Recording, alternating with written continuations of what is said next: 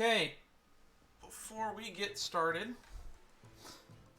there's some stuff I will clarify when we get to it after the stream, so stay tuned after the stream for when we discuss what's going to be going on with Genshin in future streams. But without any further ado, today's stream is going to be focused on the Ito Beetle Brawl sub-event. A few days have passed, which means we can complete the whole thing now in one go.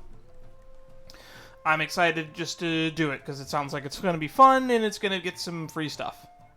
Because we love fun and free stuff here on this channel. Paimon, how is it that you were able to stop time and still move? Anyhow. Beyond that, we're gonna do the Nahida story quest. I've heard almost nothing about it other than the fact that people tell me I'll like it. And I don't know how much more time we'll have after that. Maybe we'll be able to do some other stuff. The construction should die down in about an hour, so don't have to worry about that too much for today's stream. And I guess everything else will get discussed later on after the stream. So without further ado, let's just jump right into it. Oh yeah, Overflowing Mastery is also happening. That's probably what I'm going to do off stream.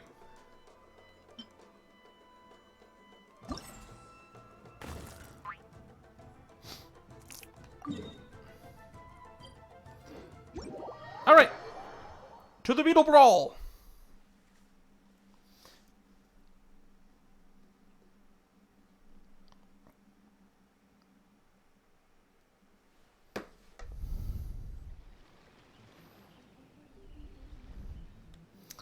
Looks like we have lost connection already, which means that since the connection is going to be bad, there is like some really, really bad wind outside right now. I'm not sure if you can tell by how frizzled my hair is, because I just got out of the shower about 2 hours ago, but now my hair's already been messed up by the 10-15 mile an hour winds outside, because I went outside to go get lunch somewhere at a place that shall remain nameless. No guessing.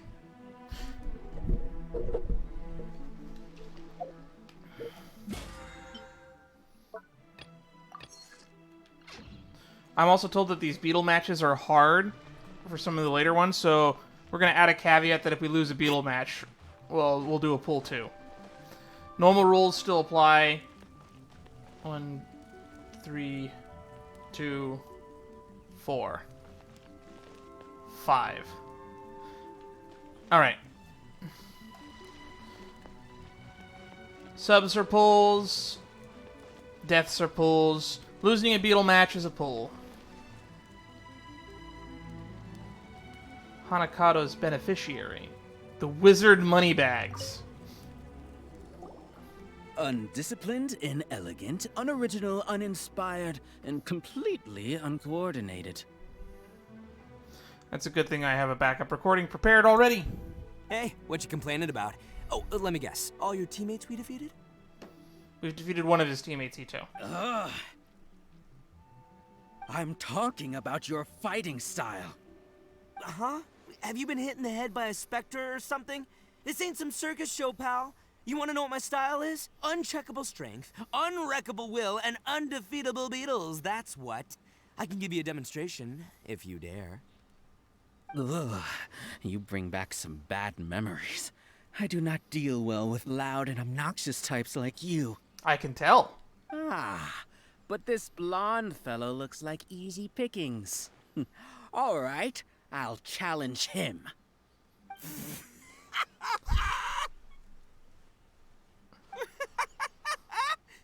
Hey, compadre! Did you hear what this joker just said? He thinks you're an easy win. So, how about you show him a little Arataki gang hospitality? Oh no, please don't bully me. Paimon doesn't get it.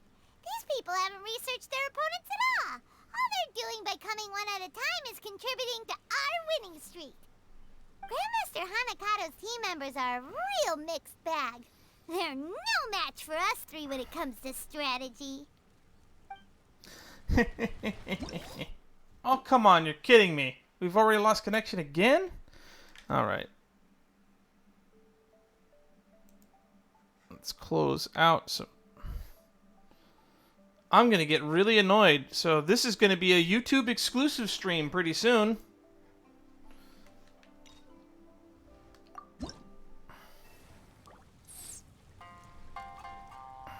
Beetle battling is a spectator sport.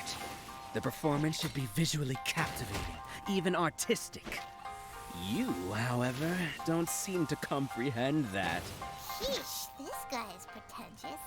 Just relax and enjoy it for crying out loud. If all you care about is how it looks, it stops being a battle and turns into a show. You said it, White Iron Lavender Melon. Now, time to teach him a lesson, compadre.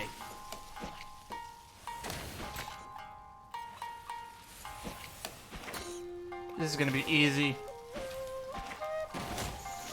Ow.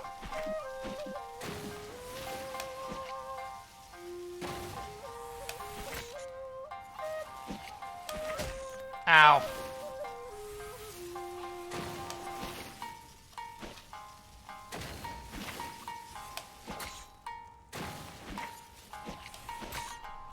Got him. This is not right. I can't accept this. You got lucky, that's all.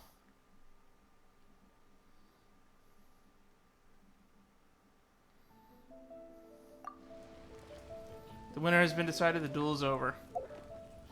I should probably check and see what the requirements are for everything.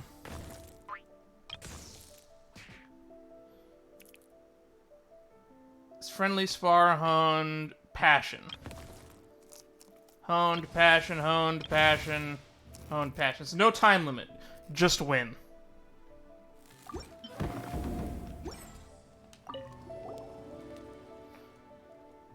Not decisive, not sharp, nor quick, nor experienced. There's still room for improvement. Want to try again?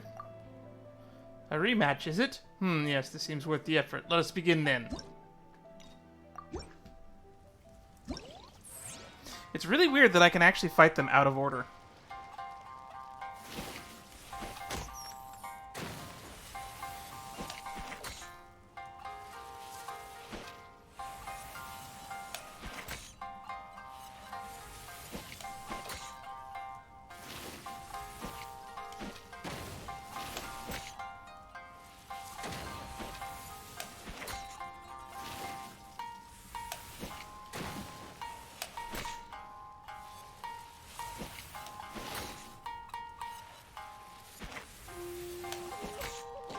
That was actually easier than the previous version, now that I know how his moves. I mean, look at that. We beat him in 40 seconds. Embarrassing, weak, useless. I am but a failure. Well, that goes Wizard Moneybags. The Cage Maker. Are you the guy that's putting everyone in cages? Sky-cleaving white iron lavender melon, I have come to avenge Electra. Prepare your Onikabuto. Oh my god, someone's after Paimon. This is a first. After I defeat you, I'll take down the entire Arataki gang, one member at a time. I'm really happy that they're not just all 5-year-olds, so that way we can just not be like child abusers and taking advantage of kids by beating them into submission. Looks like we've got an adult this time. Why is this guy more excitable than the kids? There's no need to be afraid, Paimon. It's just another feather in your cap. Well, White Iron Lavender Melon, looks like this guy's challenging you to a duel. And there's no backing down from something like that. Take Crimson Staff with you and go nuts!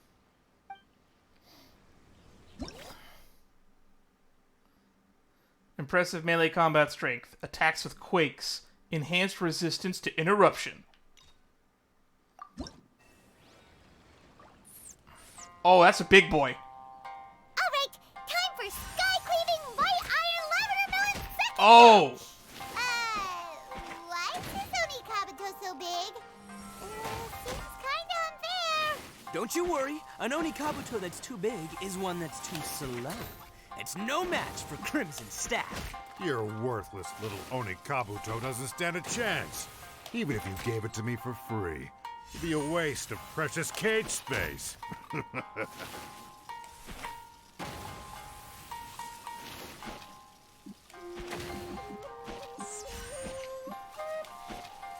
Ow.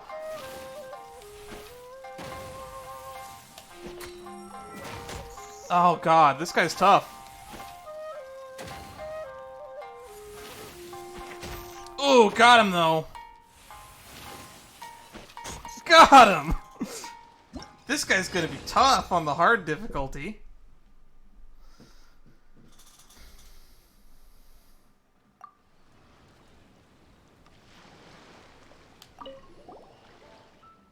Electra, how can I avenge you? Electra is the first Beetle person that we beat, for people who forgot.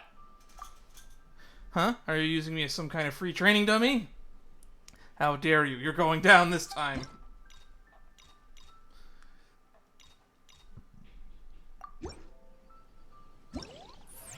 You can kind of hear the banging in the background still.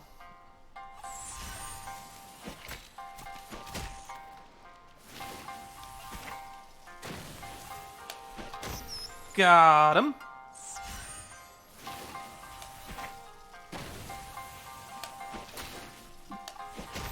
Got him.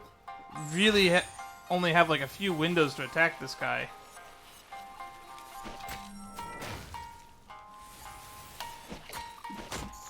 Oh my god. He's really weak during certain attacks.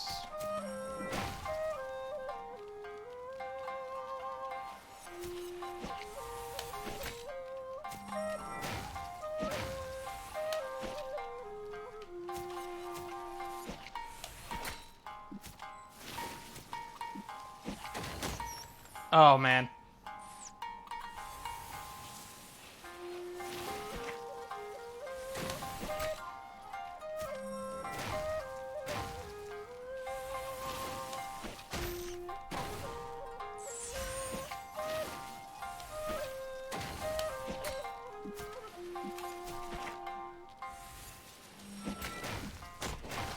Damn. Mark that down as one pull. Or, never mind, we'll just do it now.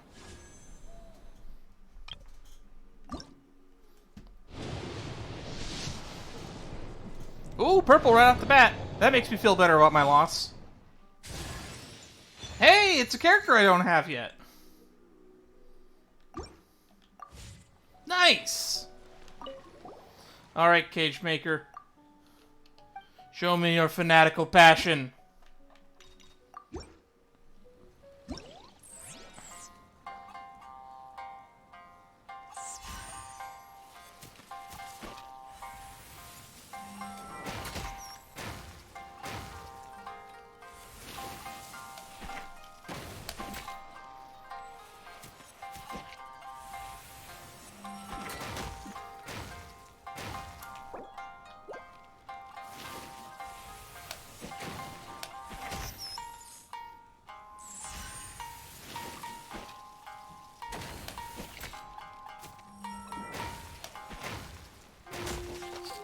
Ow.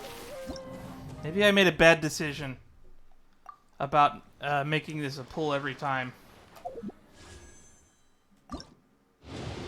This is probably a bad idea.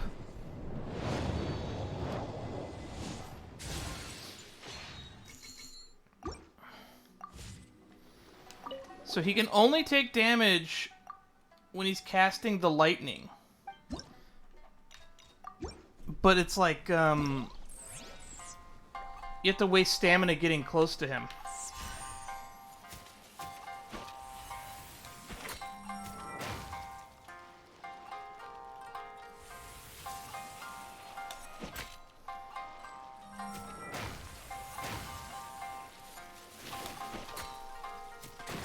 What? I hit him!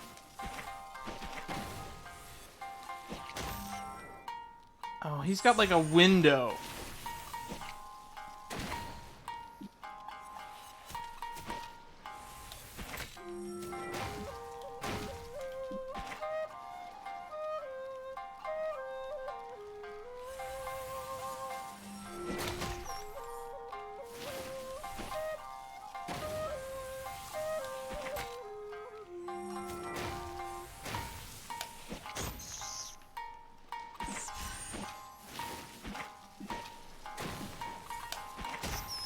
Got him.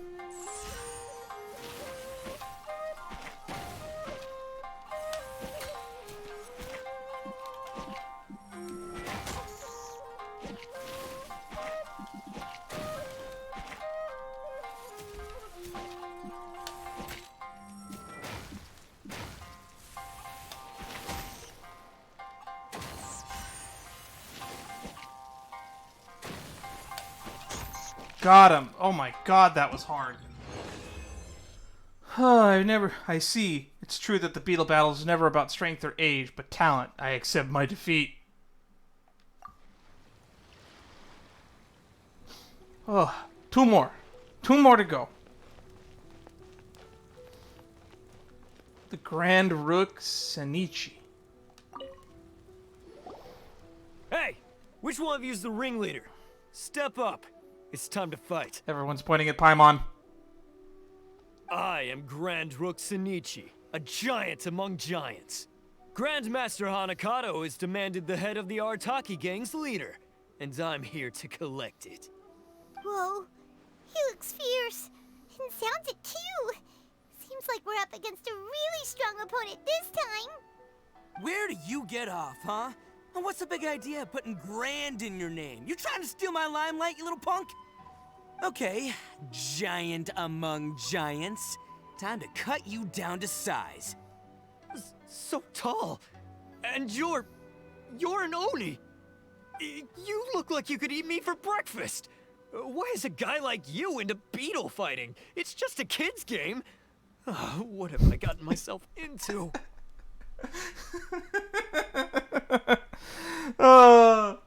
Where you regret life decisions because of a children's game.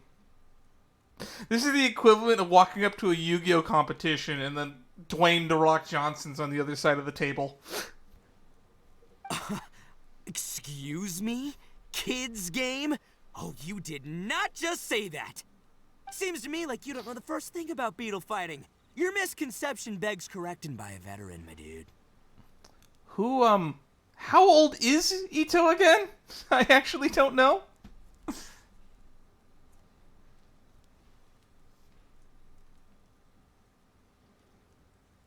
School him. Yeah, go take him down a notch. You can do it, Bull Chucker. Looks like this is happening. Fine, bring it on.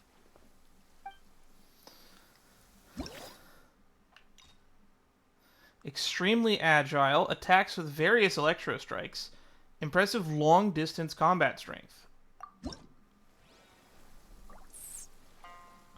It's tiny! Oh no! Look down on beetle fighting, rookie. Whatever your name was. Even Paimon gets why it's fun. And it's not just about fun either. Beetle fighting is about striving to be stronger and the spirit of competition. If you don't understand that, maybe you should find a new hobby. I'm being out trash talked. This never happens. Too bad for you, though. Talk is cheap! We beat him so fast he couldn't even finish all the dialogue. For 29 seconds.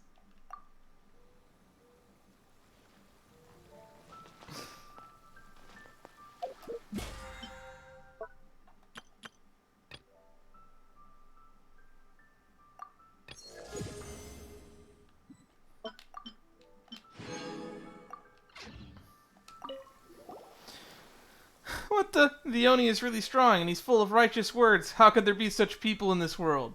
We're ready to teach you a lesson. What's the matter? Don't look down on me.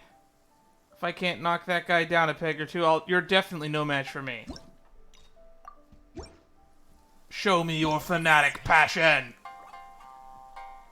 Show me what you got.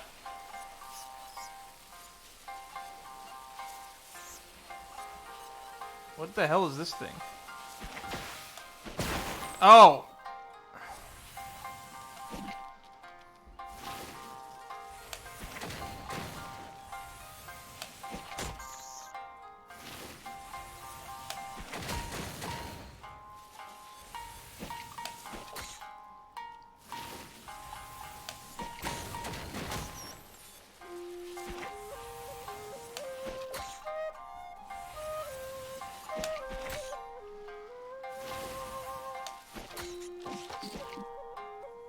Whew.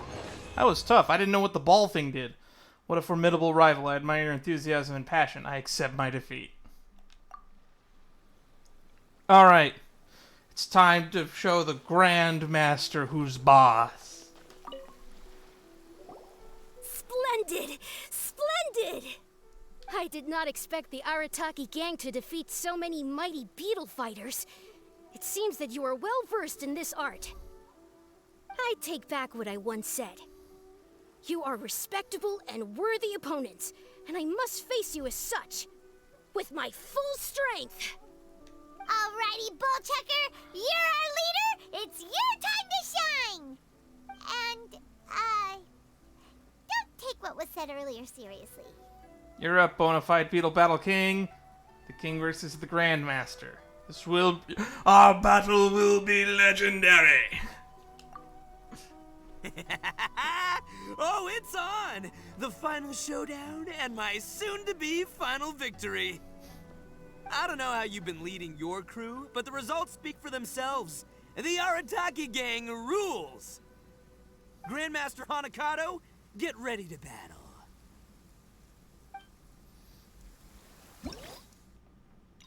Excuse me? That's a lot of text. An Onikabuto with all-around development, extremely powerful combats of all ranges, can attack with consecutive earthquakes, can attack with consecutive thunderstrikes, continuous and enhanced resistance to interruption. I have to scroll down?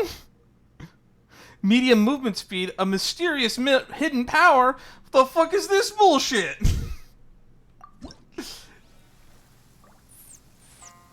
It's huge! After many duels, your Crimson Staff has grown in strength. At least, it's far more confident than when it defeated Electra. Oh, yeah? Hey, you have a good eye for this. Yeah, of course, its improvement is mainly thanks to my expert guidance and tuition.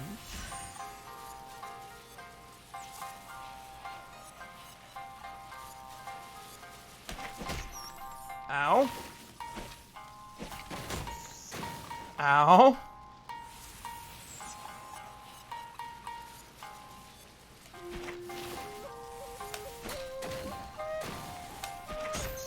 Gotta get it when it's blinking. Oh, God.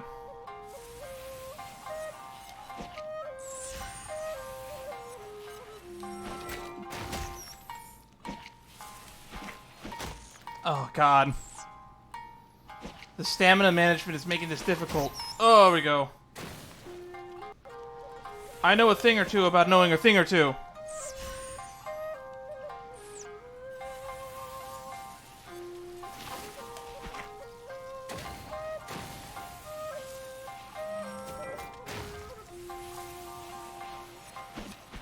Oh.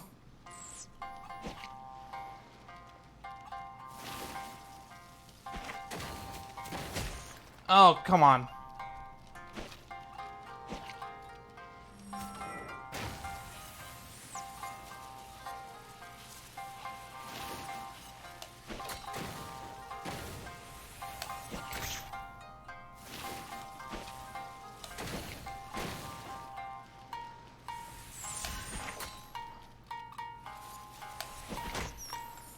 Oh, he was blinking, though. Got him. What is that? You can teleport?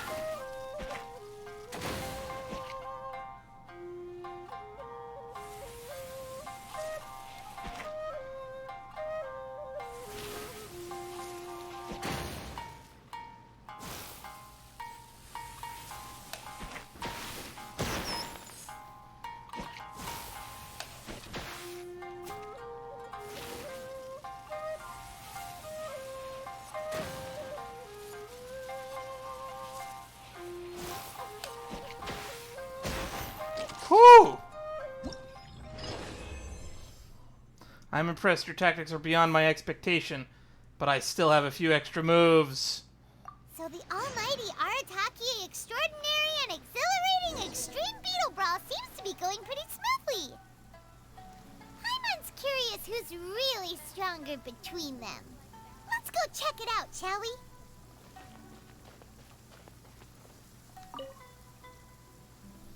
I see. Let us battle once more. This time, I'll see through all of your methods. Alright. Whatever you say, kid. Victory and defeat no longer seem so important. Let's just battle for fun, shall we? It's rare that I should find such a great opponent. It would be a shame to end our battle so soon, would it not? That's fair. Sure, bring it on. But seeing through my secret beetle fighting techniques? Nah, little fella, that ain't gonna happen. If you'll admit that I'm the stronger beetle fighter, I'll fight you for as many rounds as you want. No, we all know who the strongest beetle fighter is, right? It's that kid that was in that he kept losing to in the Ito's story quest. Huh. Looks like Bullchucker and Grandmaster Hanakado are still raring to go. Well, let's leave them to it. They can battle beetles till the beetle battling is done.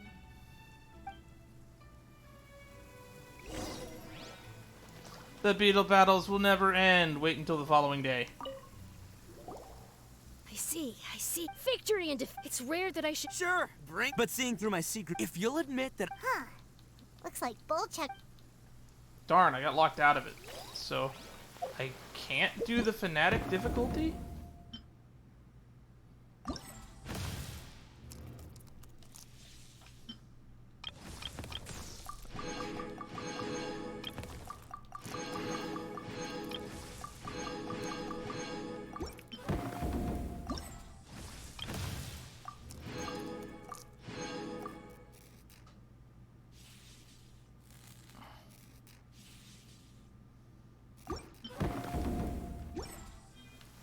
Alright. Nope, not options. Time. Paimon must use their powers of accelerating the day. Paimon is Istaroth theory confirmed. God of Time. A lot of people tell me that the Goddess of Flowers might also be the God of Time, but eh. Come on, enough for... Astounding! Amazing! Even though your fighting style differs greatly from mine, I resonate strongly with the passion you imbue into your Oni Kabuto. In time, you shall surely become a true champion of the beetle fighting world. You're pretty good yourself. You managed to win an impressive 570 out of our 1,141 matches. It's a little over half. I think. No, it's one less than half. Of all the beetle battle marathons I've fought in my time, you have lasted the longest by far. Not gonna lie, I'm impressed. No, I won 571 rounds, so I'm ahead. Also, you have the home advantage. Taking that into account, it is in fact I who am the superior warrior. Oh god. Time to settle disputes. Huh?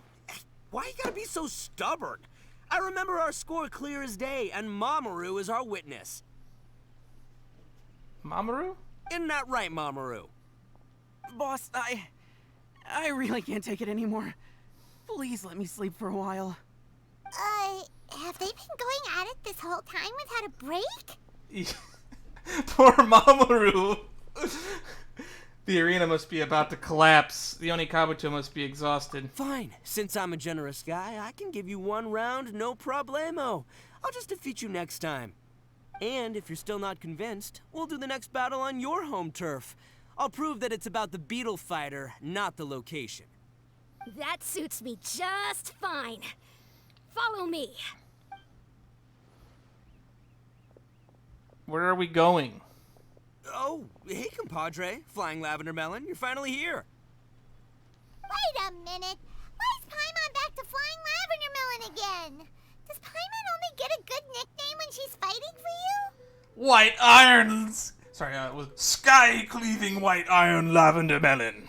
Yeah, never mind that for now. Here's your 2-month free ramen voucher, as agreed. Take it. Ramen voucher? Oh, yeah, right, the ramen! Paimon, how could you forget food? Now that's more like it. Time to celebrate with an extreme Beetle Brawl as a wrap. Oh, no, no, no, no, no! This was just the warm-up.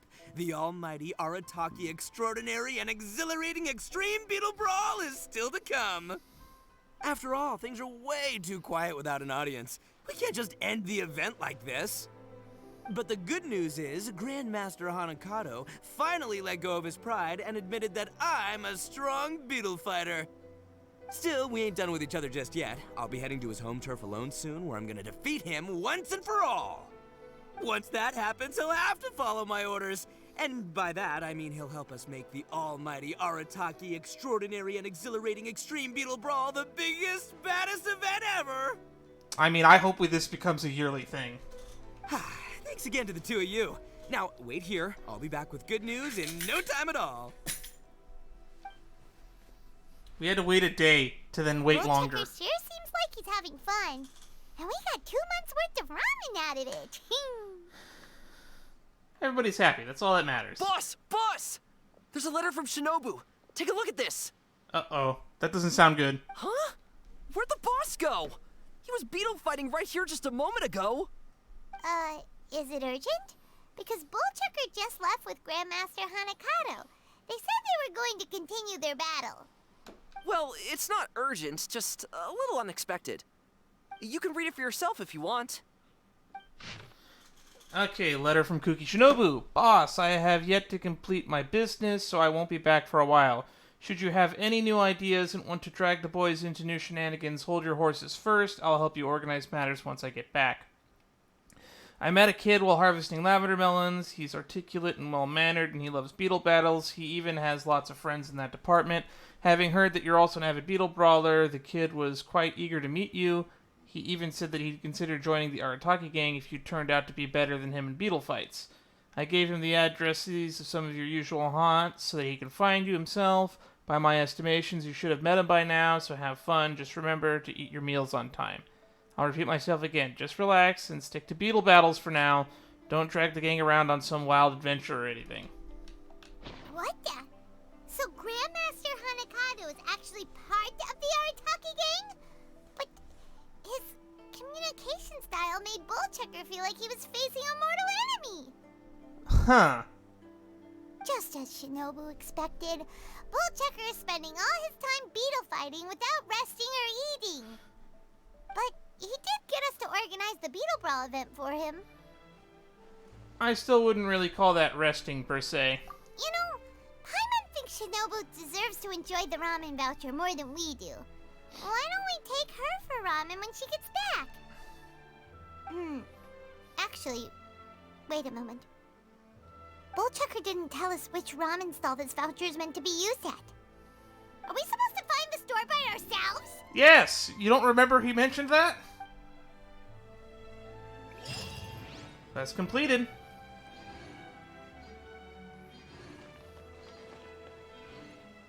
Damn, that's a lot of rewards. It's still giving me rewards.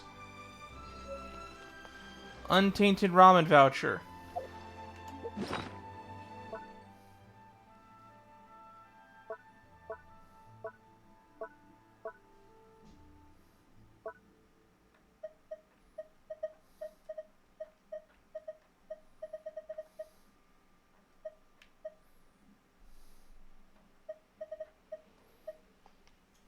Thank you, gift, for assisting in the bona fide Beetle Battle King Arataki Ito competing against Grandmaster Hanakado in the almighty Arataki Extraordinary and Exhilarating Extreme Beetle Brawl.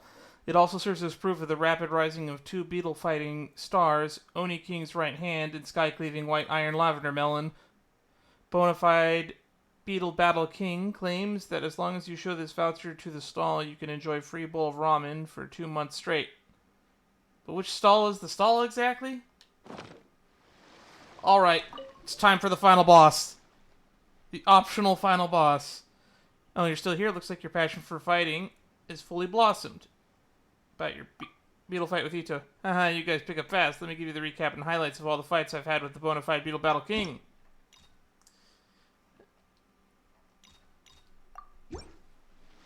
I have a bad feeling about this one.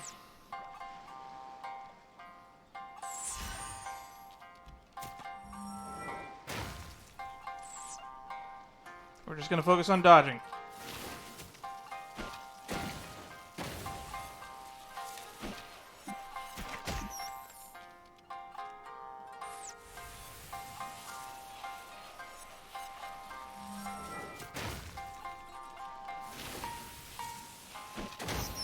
There we go.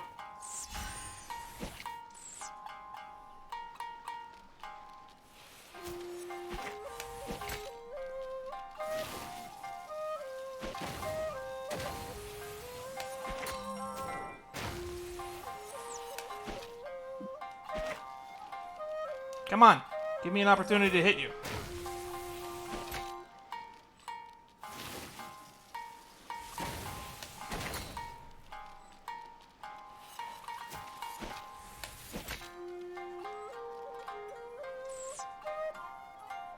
I can't read that text.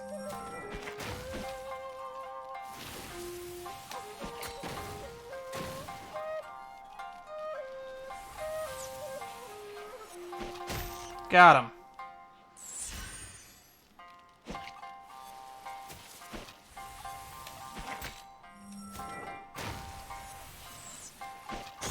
Got him when he's bragging.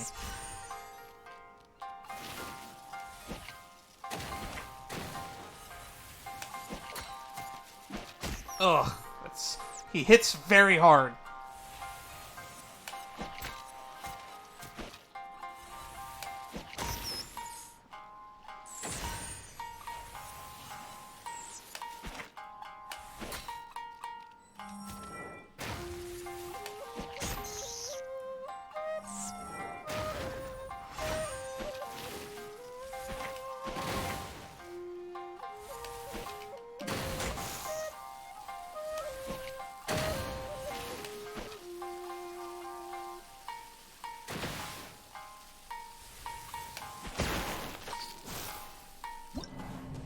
Damn. Well, that's one more pull. I think we can do this, though.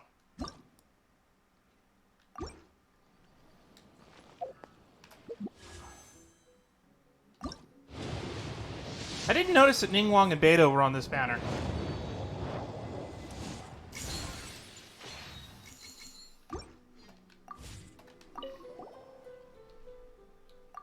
Alright, come on. Show me your fanatic passion!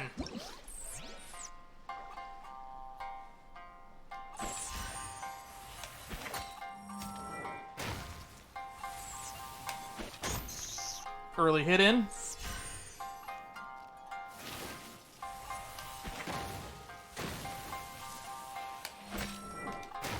Oh god, that hits so hard.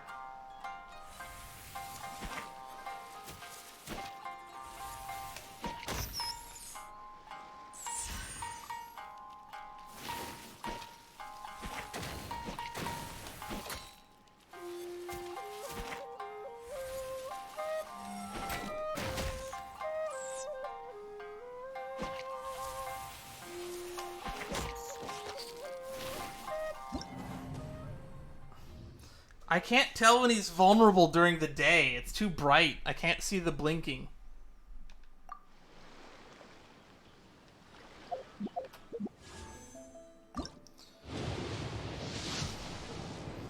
I actually don't know what pity I'm at, even. Man, I haven't gotten one of those emerald orbs in a while.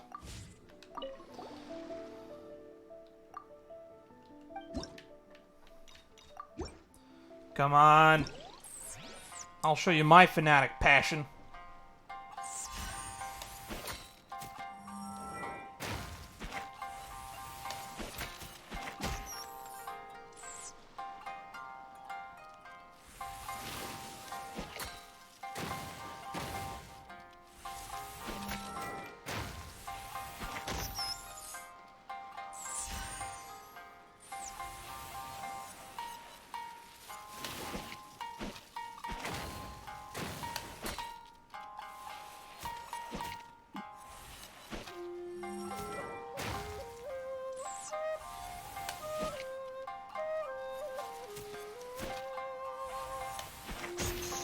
Alright. This like requires almost absolute perfection.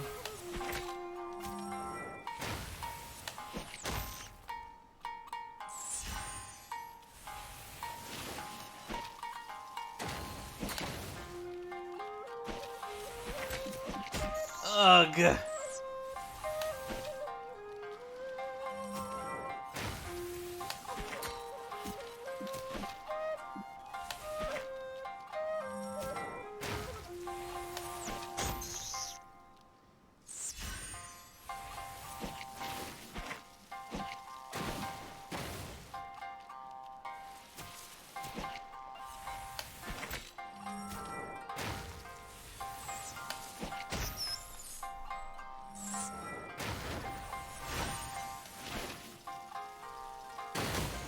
Really?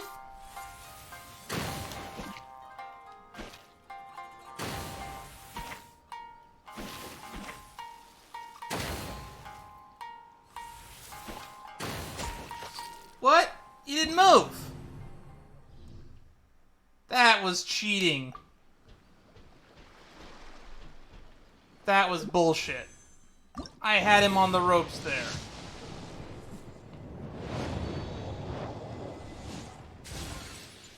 Literally didn't move forward.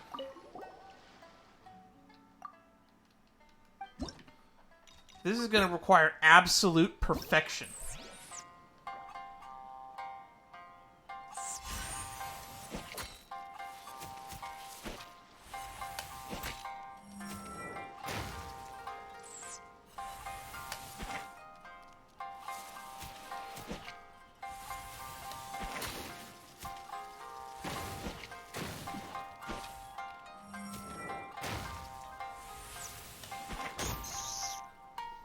Focus on dodging.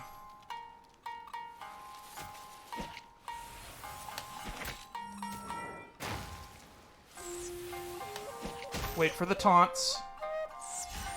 And hopefully be in a position where you can retaliate.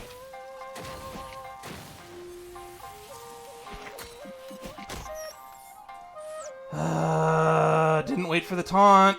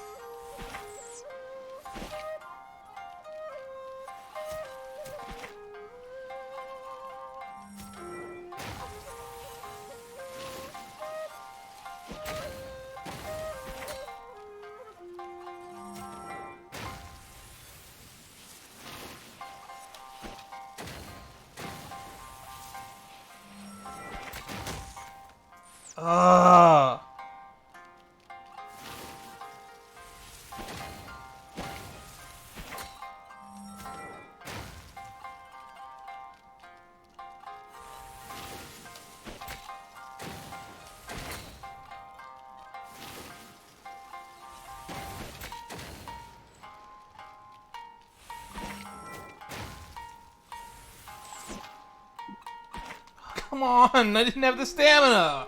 Fuck.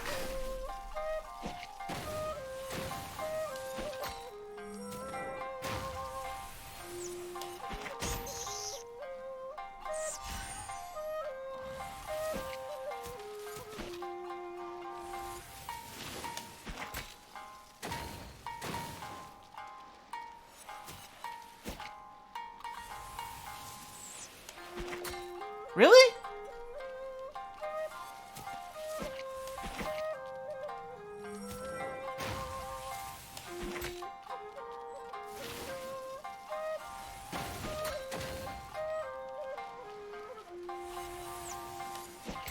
Why is this? Oh, you have to have the perfect distance.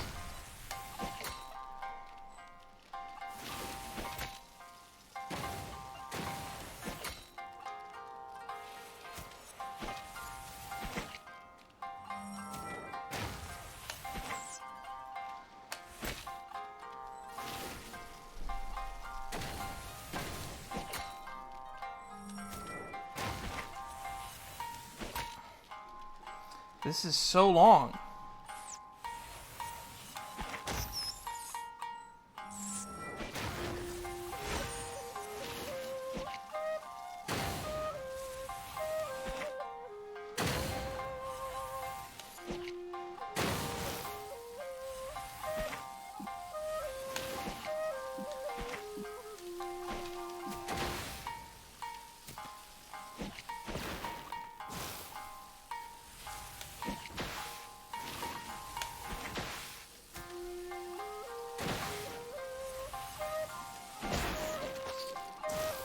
How? What? Control the charge distance and reach the exact target location to use a piercing strike. Judicious use of this technique will help you. Fuck you! No! He gets to see how far he goes. I don't.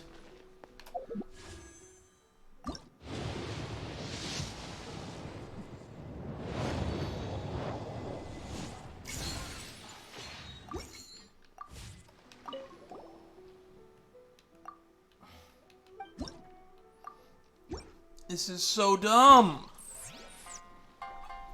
You're expected to be 100% perfect, and he can just do whatever the fuck he wants willy-nilly. It doesn't also help that my controller will accidentally release sometimes. 1 block is 2 bars.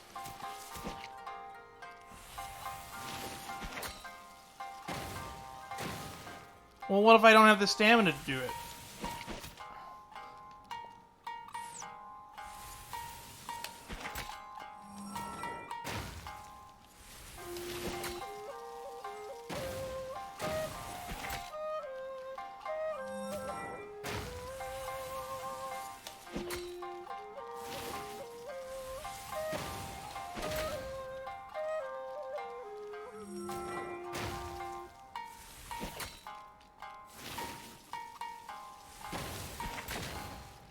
And then sometimes you do it perfectly and nothing happens.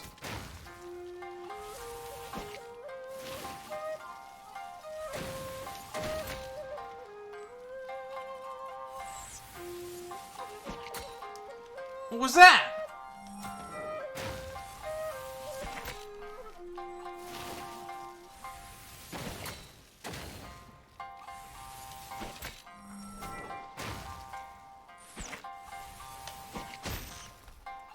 Sometimes he just doesn't fucking take damage.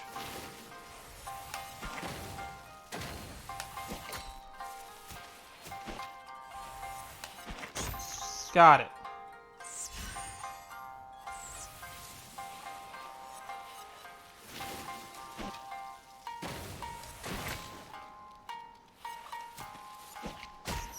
Oh, you mother...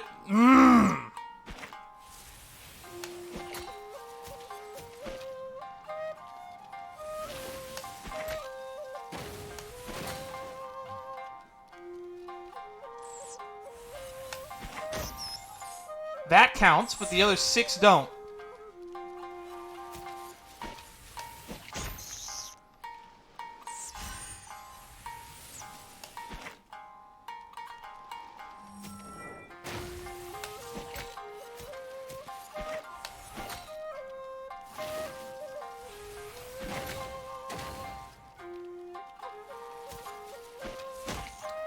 Really? That counts!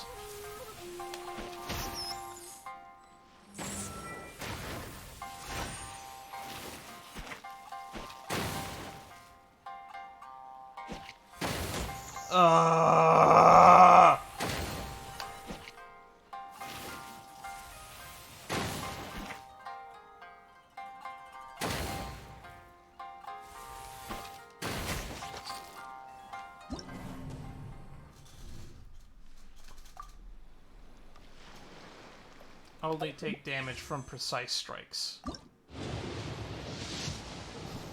I can tell that he only takes damage from precise strikes. However, what the game decides arbitrarily to be precise is what I'm taking issue with.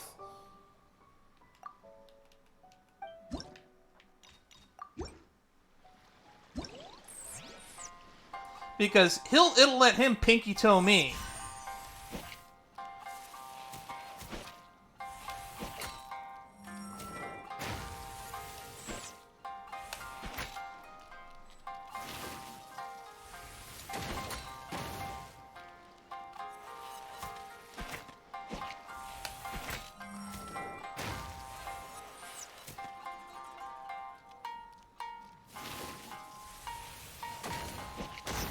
There we go.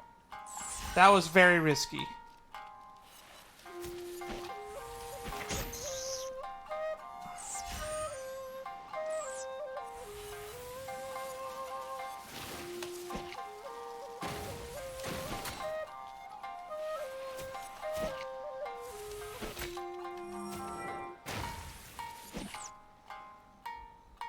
And then sometimes I don't jump the full distance with the bar.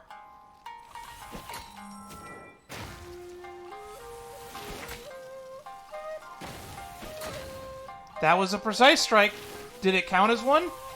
The fuck it did.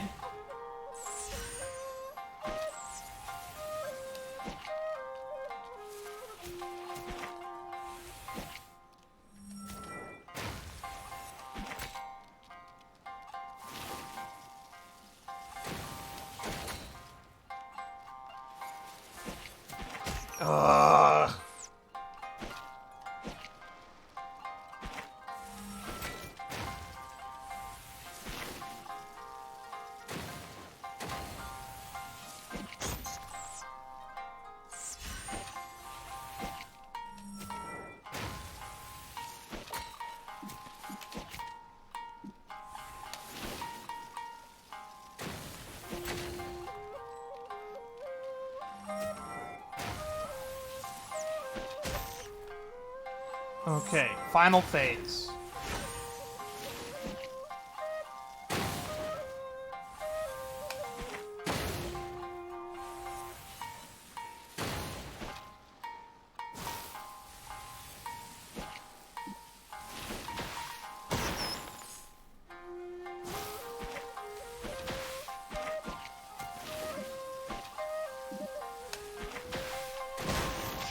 Got him.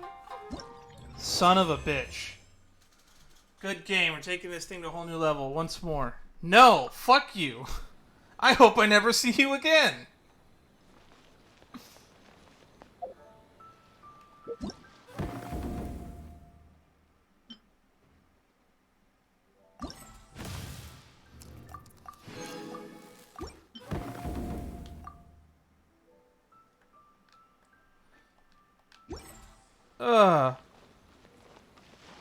Well, with that fun out of the way, air quotes on fun,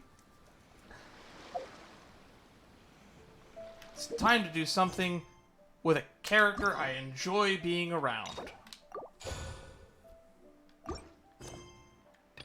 Dream of Awakening.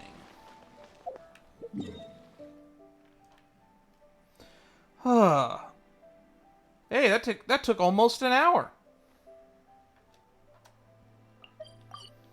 Real question is, do I want to break that up into chapters when I eventually put this on YouTube?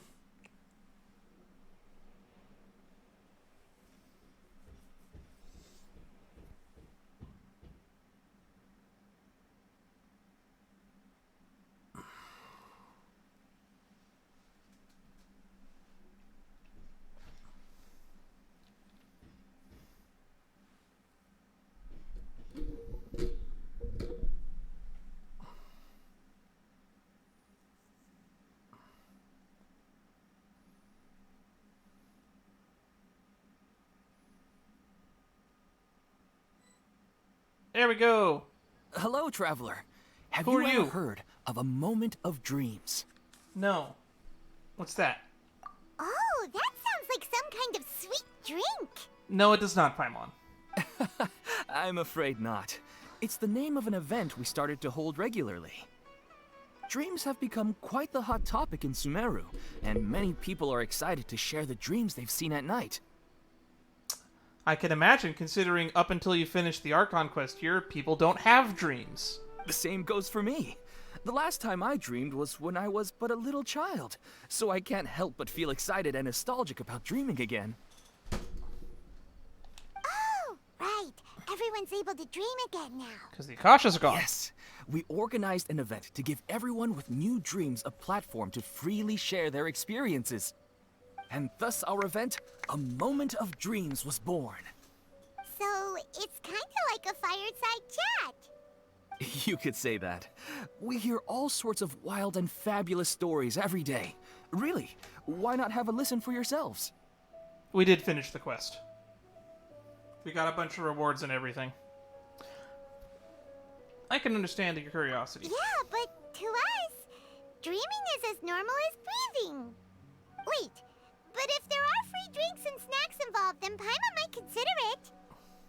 Oh, really? So you mean you've already seen many dreams? They're not from Sumeru. But no need to get so excited. It's really nothing special. No. We need experienced participants like you to share your experiences with dreaming. We have the coupon, Matt. We have the coupon. We don't know where to use it, but we have the coupon. Please allow me to address you two as dream experts. Sounds kind of weird. These are some things that expert just doesn't seem to go with. Sounds kind of weird. Oh, expert? Paimon kind of likes it. Now you seem interested. Please, follow me to the meeting place. It won't take much of your time. Rest assured, you'll find all the drinks and snacks you'd like there. Wow, how accommodating. Sign us up. But wait, Paimon's getting ahead of herself again. We should see what the traveler thinks first.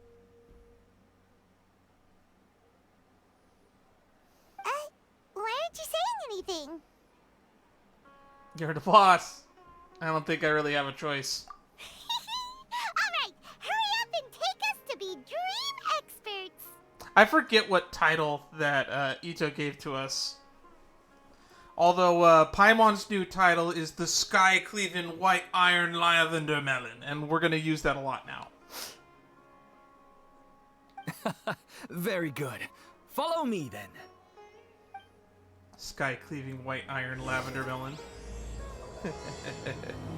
Lingering warmth.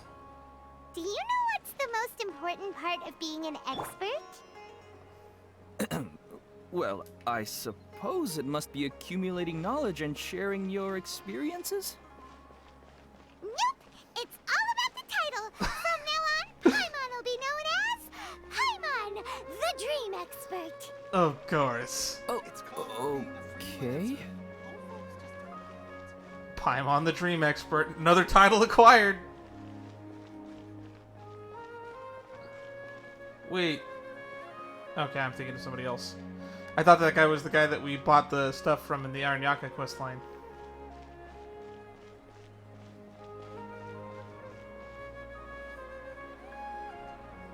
Sorry to interrupt, everyone. We finally have some real dream experts joining us. Esteemed experts, this way, please. Esteemed. If anyone has any questions, please feel free to ask them. They must be dream experts from another land. Great! We're not dream experts from another land. We're just people who've had... We're just people from another land, which means therefore we have more dreams than you. Not an expert. Professional, maybe? Dream professional? No, we're not getting paid. Yep, the dream expert. But dream expert is a cool title, but it's nothing compared to Sky Cleaving White Iron Lavender Melon. Oh, I have a question. Me first. Me first. Nasa! No rush. Everyone, please line up and ask in an orderly fashion. After some initial commotion, everyone fully forms a queue. Oh, I'm not gonna have to answer questions, am I? Paimon didn't expect them to be so enthusiastic. My question is simple. My everyday life is very difficult, so I would like to become a slime in my dreams. How can I do that? Oh, that's a tough one. Have you tried reading a visual novel? Or a light novel?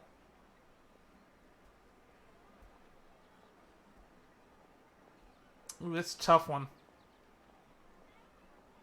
Just imagine yourself as a slime. That would be my tip. Oh, Paimon knows! Paimon's had this kind of dream before, so... That's right, Paimon did mention she that. knows a thing or two. Oh god, Paimon did mention she had a dream where she was a slime. I forgot. That's a fucking deep callback. The first time, Paimon became an animal slime. Paimon was shot by an adventurer's arrow and flew in the sky all night long. The second time, Paimon became a dendro slime. A group of kids thought Paimon was a radish and pulled out all the grass on her head. Oh, it was super painful. The third time, Paimon became a cryo slime. In the end, Paimon was captured by a chef and turned into a smoothie. That was the one that she shared with us, that dream. I don't remember the other two. And the fourth time, Paimon became a powerful Geo slime and went to take revenge on the forest boar that used to bully Paimon. Paimon's life story concerns me. But then the boar showed up with all of its relatives and Paimon lost again. Wait, why did all of your dreams end so tragically? Because slimes are monsters, even though they look cute, they usually cause trouble and end up getting killed by adventurers. Things don't tend to end well for monsters. Believe Paimon. I want to interrupt, but at least she's grasped at the standard tropes of adventure stories. I suppose you're right. They are monsters, after all. I just want to experience a different life, but it seems that becoming a monster would be even worse than my current life. You're probably right. And I guess I didn't point it out, but yeah, that's Sungwon Cho again. Maybe I'd be happier if I became just a regular finch. Or fish. Looks like being an expert is way easier than Paimon imagined. Actually, you're right. Technically, most people probably do qualify to be a dream expert because usually the requirement of expert is you have to. I think it's like 10,000 hours invested into it. Someone like me who remembers all their dreams, I've lived and dreamed maybe at least 4 to 6 hours worth of dreams a day across 30 years of my life at this point. I'm sure that adds up to over 10,000 hours. Oh my god. Let's pull up the calculator. Let's assume that I get the minimum sleep that I normally get, which is about 4 hours. So we'll pull that calculator out. 4 hours times 365. We're not going to count for leap years because we're just averaging and lowballing here. So that's already 1,000 hours in 1 year. We multiply that by 29. We're not going to count the current year. So that's 42,340 hours of dreams that I've had in my lifetime up to this point, which means I could legally qualify as a dream expert. Yeah, that tracks. I don't know how old Paimon is.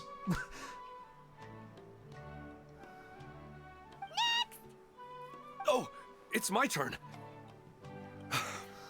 Esteemed expert, I want to know what posture I should sleep in so I can have the same dream as the one I had last night. Ooh, I don't think posture helps in that instance.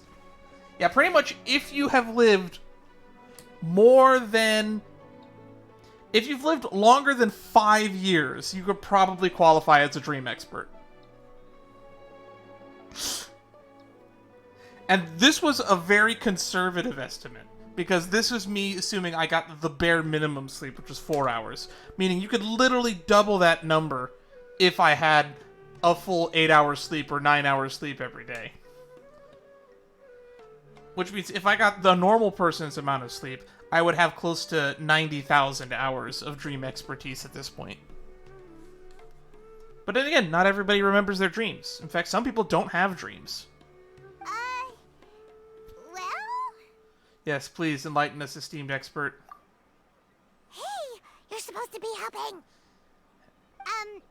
First, why don't you tell Paimon about the dream you want to have again? Oh, it's quite ordinary. I sat and chatted with my wife on a sunny day, listening to the breeze blowing through the valley.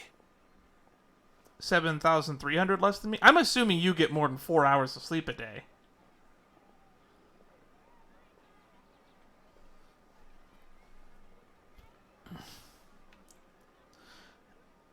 I sat and chatted with my wife on a sunny day, listening to the breeze blowing through the valley. Oh yeah, minimum level of sleep. At 5 years old, you'd be at 7,300? Okay. Yeah. But still, that's almost an expert at age 5. That's pretty crazy. Which means at 8 hours of sleep, as a 5-year-old, you probably would definitely be over that cap, though, for sure.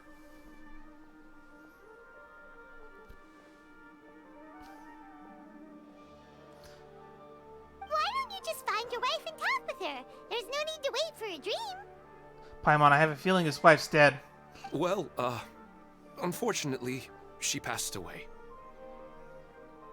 Oh, sorry. Paimon shouldn't have assumed anything. No, it's fine. Oh, I didn't make that clear. Oh, this is my just want a favorite track chance in to the see game. her again. You tried looking at her photos right before you fall asleep? Yeah, it's not really about posture. What you think about right before falling asleep is probably way more important. Oh, is that all I have to do? Think about it. If you're the one thinking about her, and you're the one that'll be dreaming about her, then it'll be easier to connect your thoughts and dreams. You do have a point. I'll give it a try tonight. Thanks for your wise advice. Oh, my turn. I want to know the name of the plant in my dream. Uh-oh.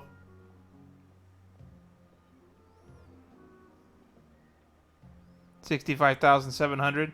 I'm assuming you get more sleep a day than me. Granted, this is a conservative estimate and assuming we have a dream every single time we sleep, which is not always the case. I want to bring the souvenir box to my room into my dream. I dreamt of a raven flying over the wasteland last night. Does that have any kind of special meaning? Maybe? Hey, no rush! One at a time! Paimon! After a long time, the experts finally... Their questions were way too difficult. We don't actually know anything more than they do. We're just more experienced dreamers, that's all. That's what the expert means, Paimon. Experienced. 7.5 on average? Nice. Yeah. 7 hours of sleep is what my ideal amount of sleep is. 4 hours just happens to be what I get. There are some great days where I get 5 and I feel amazing, though.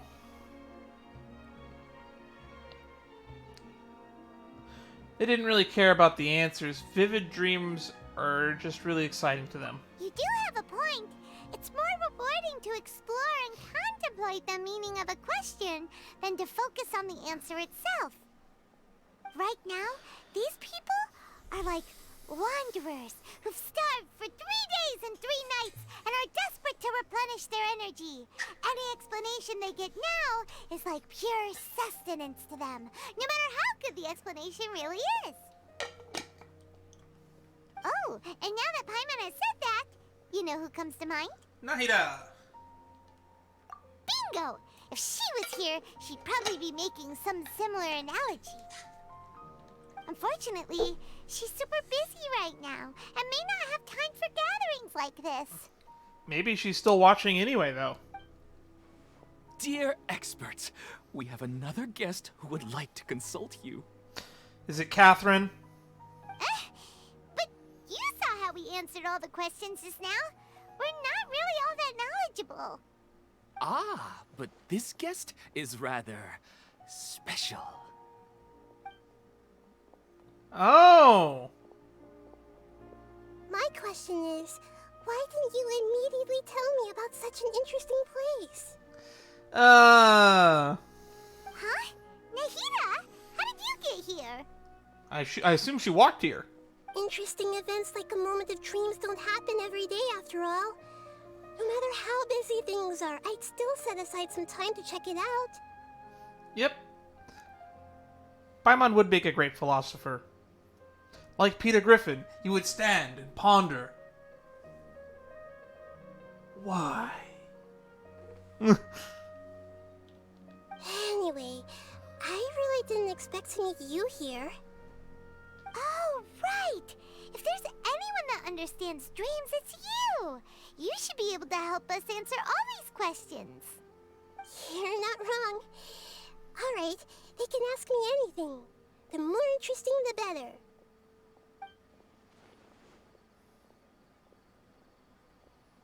Uh-oh. What's happening? What's happening? Huh? What's wrong? You were all so excited a minute ago. Why the sudden hesitation? I think they need to build up some courage first. That's a good assumption, Ether. Even so, it's not like I look super intimidating or anything, right? You also realize that no one in Sumeru has probably spoken to an Archon, especially the Archon of Wisdom, in over 500 years, right? And in terms of reputation and renown, you've also done many great things in Sumeru. Yet they didn't even flinch at you. They probably don't know who I am, though. Still not quite the same as approaching an Archon. Alas, the interesting questions have all vanished in an instant. It appears I'm the one spoiling the fun here. I'll see myself out. Nah, you should stay. That's not true, Nahida. I don't want to get in the way of the original purpose of a moment of dreams, which is to let people gather here and freely share their marvelous dreams.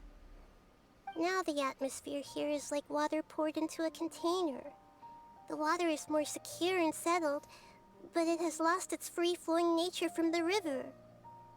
I just want it to be another drop in the water, not the cold and restrictive container. Is she doing what I think she is? She's sulking. Yep. Hey! It's alright, everyone! No need to be shy. The Dendro Archon is really nice, so please just go ahead and ask. Otherwise, she'll leave. All right. I'll give it a try. All right, come on, Ata. Oh, it's the slime guy. The slime guy. Of course. Hey, drop the nicknames, would you? Besides, I don't want to become a slime anymore. Maybe a finch or fish is more suitable for me. I see. So you want to become a small animal in your dreams, right? Why do you think that sounds good to you? Ah, dodging the question and asking it with another question. Such would a god of wisdom be indeed. I guess I just want to experience something different. My everyday life is nothing but the same. I just have an internal clock in my head that's just making a countdown timer that when we see her, how long before... Because I just want to go back to compile a timetable of how long a game goes before Nahida says Duke Duke again. Why do hot dogs come in sets of 10, but hot dog buns only come in sets of 8? That's not a question about dreams.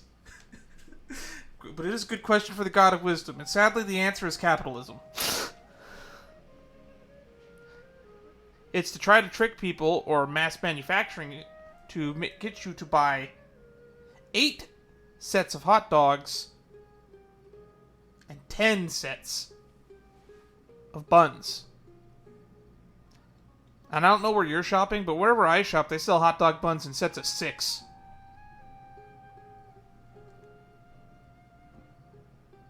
The sky is right above me, and the ocean just over the horizon, yet I remain caged in a life of monotony. So you want to experience something new in your dreams? Sorry. I'm getting a little confused. Why don't you seek out some new experiences in real life? Because if I don't work, I won't have any Mora. Sure, I don't want to be out hammering nails and cutting wood every day, but I have aging parents and young children to take care of. Well, fuck. They're talking about capitalism in the game now. By the time this all dawned on me, I realized that my life has already been filled to the brim by trifling matters, and I have no more freedom. Oof. I feel like this is a question for the fucking Animo Archon, not the Wisdom Archon. But if that's the case, then even if you became a flying bird or swimming fish, you will still be hammering nails and cutting wood in your dreams. The reason is you've already been caged. It doesn't matter what your physical body turns into. Your mind will still be stuck in the same predicament. You must think about your wants, not your needs in your current daily life. Really? That sounds pretty terrible. Then what should I do? I don't know everything that you're going through, but how about replacing your hammer? Huh? Replacing my hammer? That's right. Having worked for such a long time, you of all people must know what makes a good hammer. Well, of course. A good hammer needs to be heavy enough to drive the nail in with just a couple taps, and the handle has to have a good grip to it, not too smooth. Come to think of it, I haven't replaced my current hammer in quite some time. You should replace it. Then decorate the handle with something you like. Maybe some ornaments, fur, or hard leather wrapping. Then, write the names of your children on it. That makes sense. I think it'd give me a good boost of energy at work. Yeah, I pointed that out like 10 minutes ago. It is. You're starting to get familiar with VA work. You'll start to notice people everywhere. A new sense of adventure often begins with the little things in life. You don't need to become a bird in the air or a fish in the sea. You only need to do your best in life and all those things you cherish will become your source of happiness. Yes. Yes, I get it now. This is a real eye-opener for me. Which is weird because I've actually looked at his voice credits for Genshin, and I don't think it actually lists all of them. I think it only lists like 3 or 4 credits for him, but he very clearly voices more than that. I'll go and pick out a new hammer right away. No, I should make one of my own. Thank you, Great Dendro Archon. That's our Nahida. Only you would know how to get right to the heart of the problem. Actually, I didn't really understand the problem. He didn't understand the problem, but you helped him find a solution. Huh? I gave him that advice because I once saw a worker doing the same thing. Whenever he became tired, he would look at some names on the handle of his tool. After a moment, he'd start to smile. It really surprised me at the time. My guess is that the names on the handle were of important people to him. That's the blacksmith. I think I remember when we walked around town with Nahida and Catherine, I believe the blacksmith mentioned that. He keeps the names of his family on his hammer. I think I understand you were just drawing from similar example. After observation, I know this kind of behavior motivates people, but why is that? So you're thinking too deeply into this. Is it because of excitement, anticipation, or helplessness? I really don't know. And even if I could know what's going through his mind, it's still difficult to fully grasp his feelings. Oh, Paimon gets what you mean. Huh. Paimon had no idea it takes you so much effort to understand these kinds of things. That's why I was a bit nervous just now. But luckily, seeing his happy face in the end reassured me that I didn't say anything wrong. Don't mind me, though. This is just my way of learning. I'm happy to help if you ever need it. Hey, don't forget about Paimon. Everyone knows that Paimon's also super skilled at reading people's feelings. Yes, you are Paimon. Thanks, you two. That makes me feel a lot better. Let's move on to the next question, shall we? I already asked the experts my question earlier, but I wanted to hear the Dendro Archon's response too. What should I do if I want to see my deceased wife in my dreams every night? Longing for the deceased. She remembering something about Greater Lord Rukkhadevata? Nope, no she ain't. She shouldn't be able to anymore. Even if you keep reliving those beautiful memories, it'll only highlight the emptiness in your real life. If your wife were still alive, she certainly wouldn't want to see you like this, would she? No, I suppose not. But our time together in my dreams is not just reliving our past together. Yeah, dreams, anything can happen. You can make new memories. I don't know. Maybe it's because I miss her too much. But it's really as if she had come back to life in my dreams. She even remembers each and every dream. After I wake up and then continue dreaming again later, we can pick up our conversation right where we last left off. It's magical what you can do in dreams. That's really amazing. Statistically speaking, continuous dreams are extremely rare. Are they? I have these kind of dreams all the time. It's like an ever-evolving story. It's almost as if my wife has obtained a second life in my dreams. But the more vivid she appears, the emptier I feel, and the more painful it is when I wake up. I don't know whether to call it a blessing or a curse. Maybe all of this is rooted in your deep longing for her. Were there any unresolved matters or regrets between the two of you? That is a good question. I don't know. I suppose my biggest regret is that I couldn't spend the rest of my life with her. Oof. I really felt like I was ready to move on. I wouldn't be so hesitant now if it weren't for these hyper-realistic dreams I've been having. Maybe you're being haunted. Huh.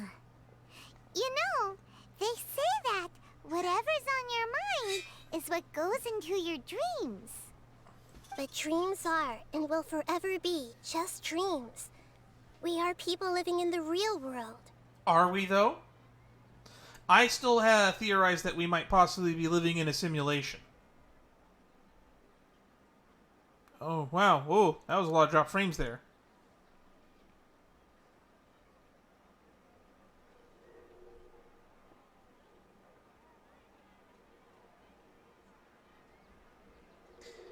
Stranger to watch in this stop and go online traffic. Yeah. Internet's being weird. I'm watching my KB rate sometimes drop as far as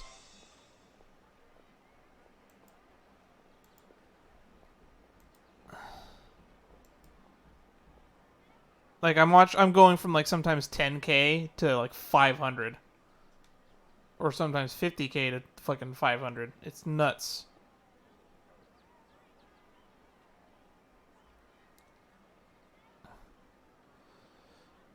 Come on, internet. You can stabilize out, right? Because my upload speed has been pretty okay.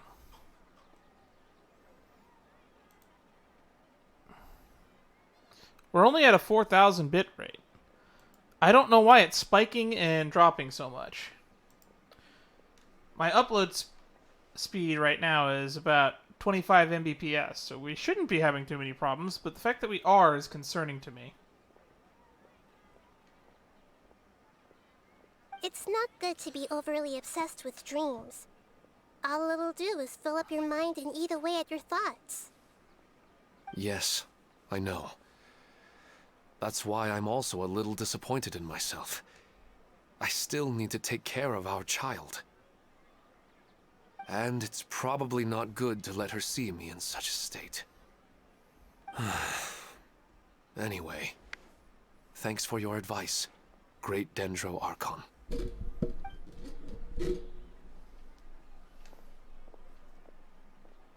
I'm a little worried about him. I hope he can find a way to cheer up soon. This guy's life sucks. But there's nothing we can do about that. All we can do is hope for the best. I think I can handle things from here. You don't need to stay here if you find it boring. You're here to have a good time after all. Actually, Paimon was here for snacks.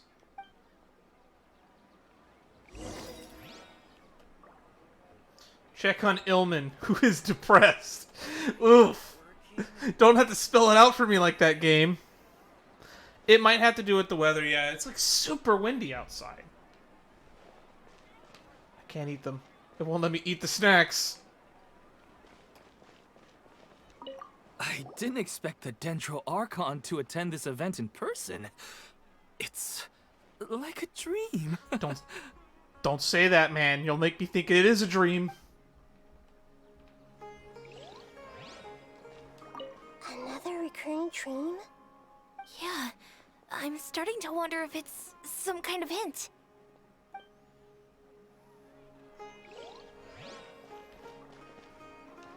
What a lucky day.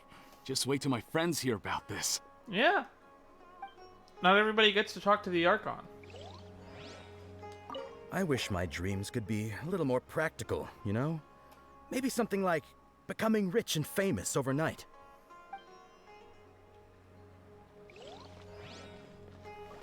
Come on, Ilman. Cheer up, boy. Are you feeling any better now? Yes. I think the Dendro Archon made a really good point. I need to stop dwelling on my wife like this and move on with my life. Now that I think about it, my wife and I always meet at a familiar place in my dreams. I know where that place exists in reality, but it's a bit far and dangerous. I don't dare to go there on my own.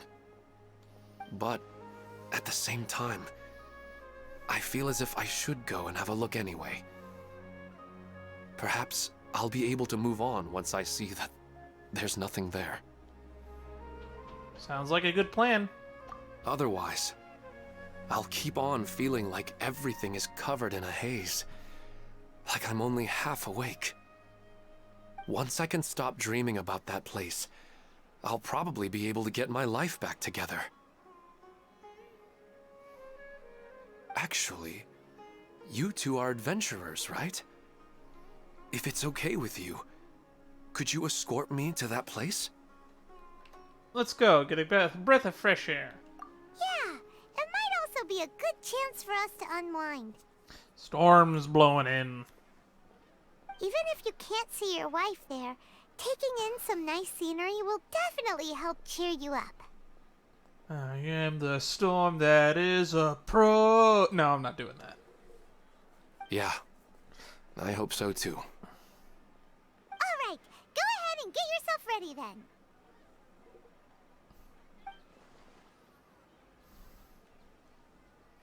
Speaking of longing for the deceased, I'd better tell Nahida about Greater Lord Rook of Nevada. Are we going to tell her? Nahida should at least know that she once existed in this world.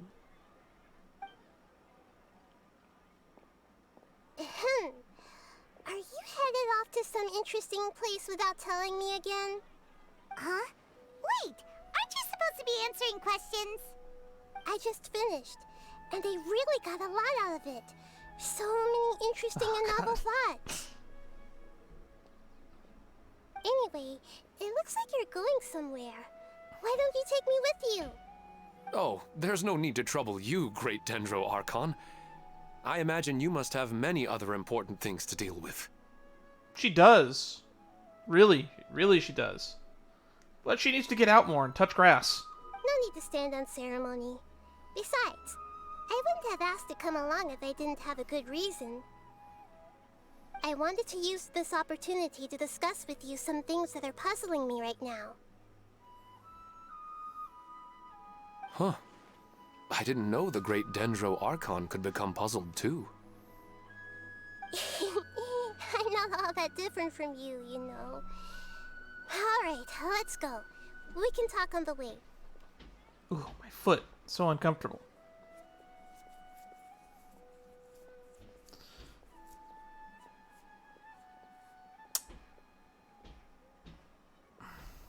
I'm assuming that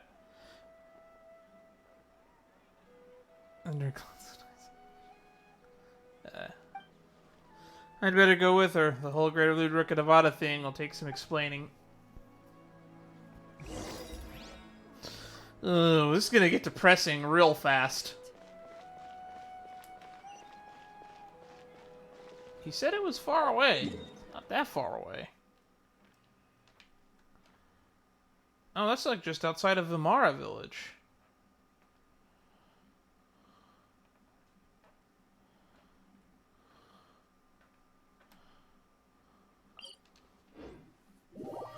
Probably best to go to Devantaka Mountain. Take the roads.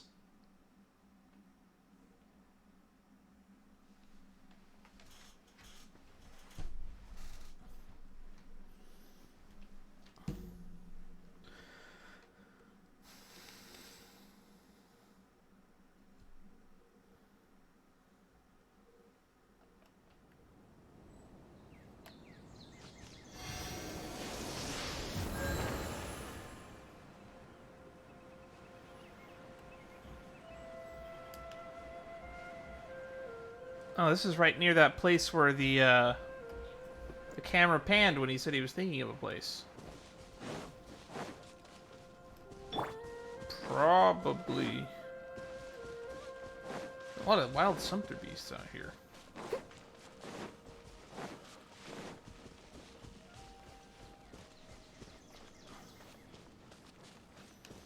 I don't think I ever really explored this area too much.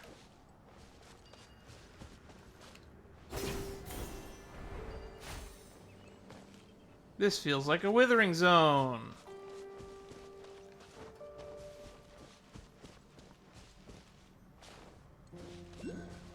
Someone needs assistance. Huh.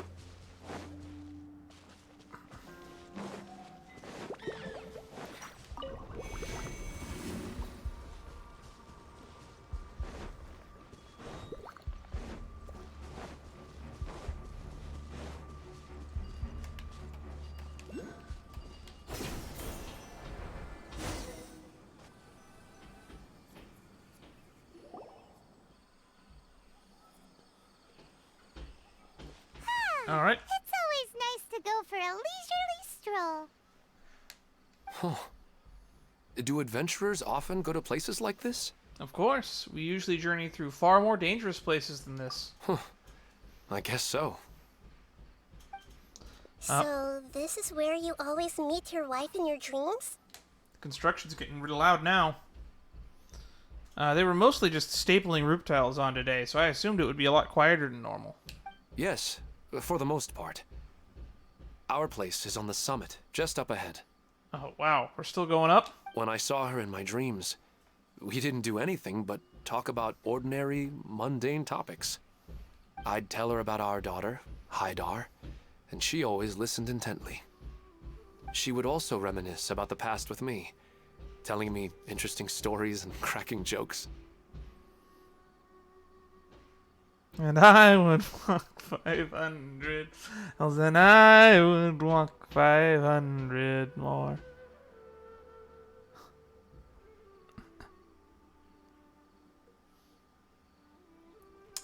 There's also that song 1000 Miles. You know, the one with the piano that goes... That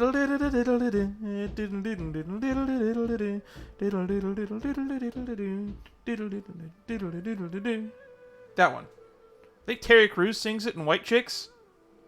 It feels like no matter how long we may chat, it's never enough. Sometimes, it's the little things in life that matter the most.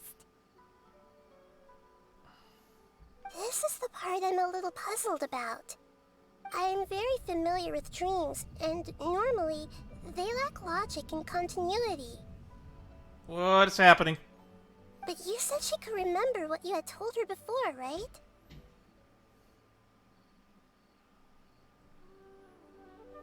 That's right. She always listened to me carefully in real life, and now, she's doing the same in my dreams. She always surprises me with some details from our lives in the real world. The fact that she can remember such things makes me feel like she's alive. Whoa, that's pretty weird.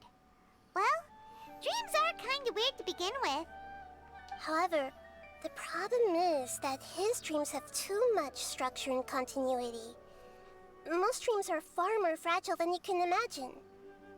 For example, a loud noise outside your window in the real world could cause your dream self to get loaded into and fired out of a big cannon.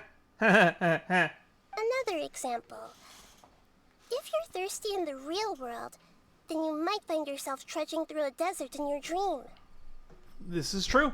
But the appearance of your wife seems unusually stable and unaffected by any outside interference. Statistically, this should be extremely rare. Rare does not coincide with impossible, though. I don't understand it either. But I have no reason to suspect or reject these dreams. They're too beautiful. I agree, it doesn't really feel like a cause of for concern. I still want to figure out the how and the why. These kind of dreams are novel to me as well. That's why I want to have a look at the scene your dreams have been taking place at.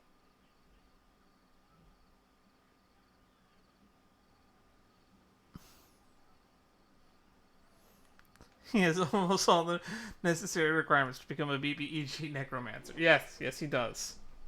Let's go. Just think of it as a nice little hike to the top of the mountain. All he needs is that last push.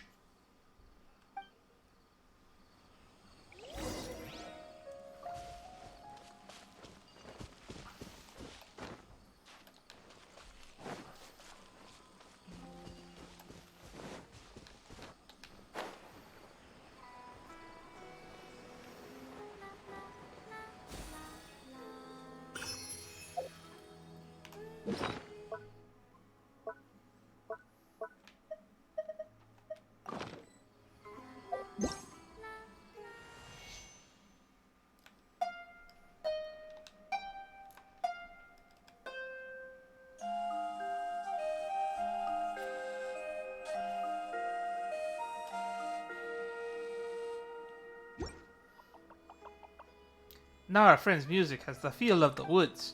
Good Nara, you welcome in Vanarana. Ara Nara will await you there.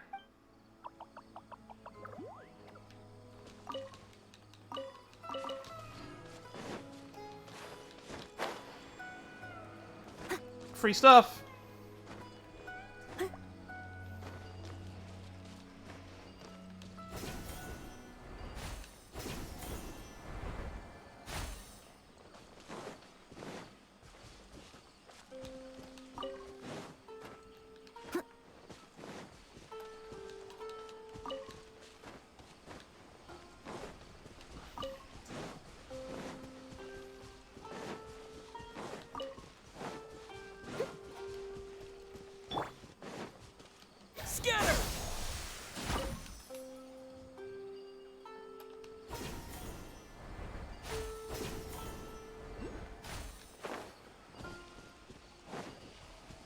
To the summit. Well, he really wasn't kidding. This place definitely isn't safe. No matter. We'll just finish them quickly. Huh? Are you going to fight too, Nahida? Of course. This is all part of our little trip.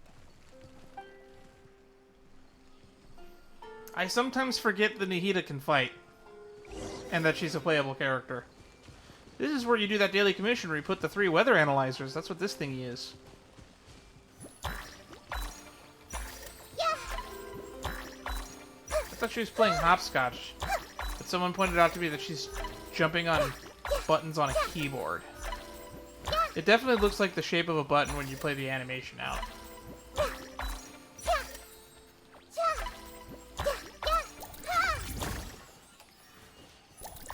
Zip file.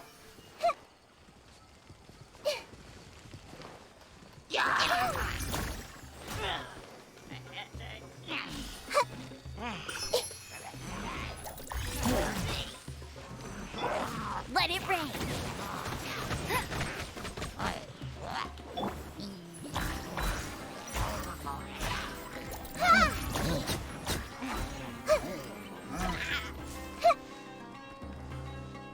Hey. Yeah.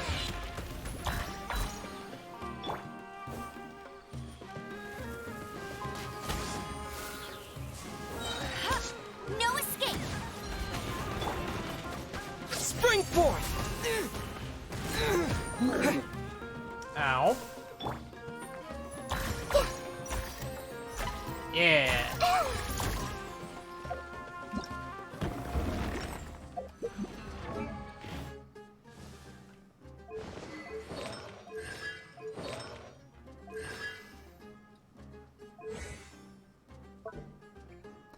Form up to 4 attacks, Dendro damage. Consume a certain amount of stamina, AoE Dendro damage. Plunging attack. All schemes to know. Sends forth a karmic bonds of the wood and tree from her side, dealing AoE Dendro damage. Marking up to 8 opponents hit with the Seed of the Skanda.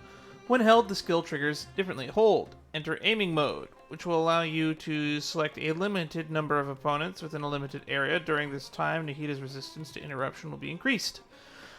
When released, this skill deals Dendro damage to these opponents she marks with the Seed of Skanda. Aiming mode will last up to 5 seconds and select up to a maximum of 8 opponents.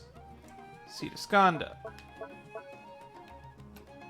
Opponents who have been marked by the Seed of Skanda will be linked to one another up to a certain distance. After you trigger the elemental reactions on your opponents who are affected by the Seeds of Skanda, or when they take damage from Dendro cores, including Burst and Hyper Bloom damage, Nahida will unleash a Tri-Karma Purification on the opponents. All connected opponents dealing Dendro damage. Interesting. Based on her attack and elemental mastery. 1 Tri-Karma Purification between a short period of time. Illusory Heart. Manifests the Court of Dreams. Expands the Shrine of Maya. When the Shrine of Maya is on the field and unleashed, the following effects will be unleashed. Pyro, while Nahida remains within the shrine. I think we've read all this before.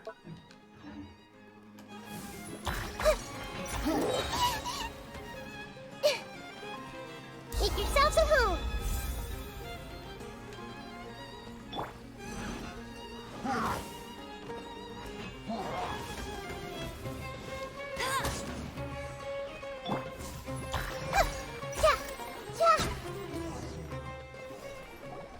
Okay. Oh, there it goes.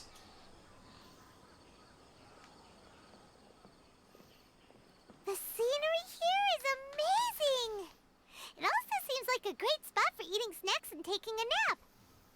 Paimon wouldn't mind spending some time here every day either. I've yet to see anything strange about this place.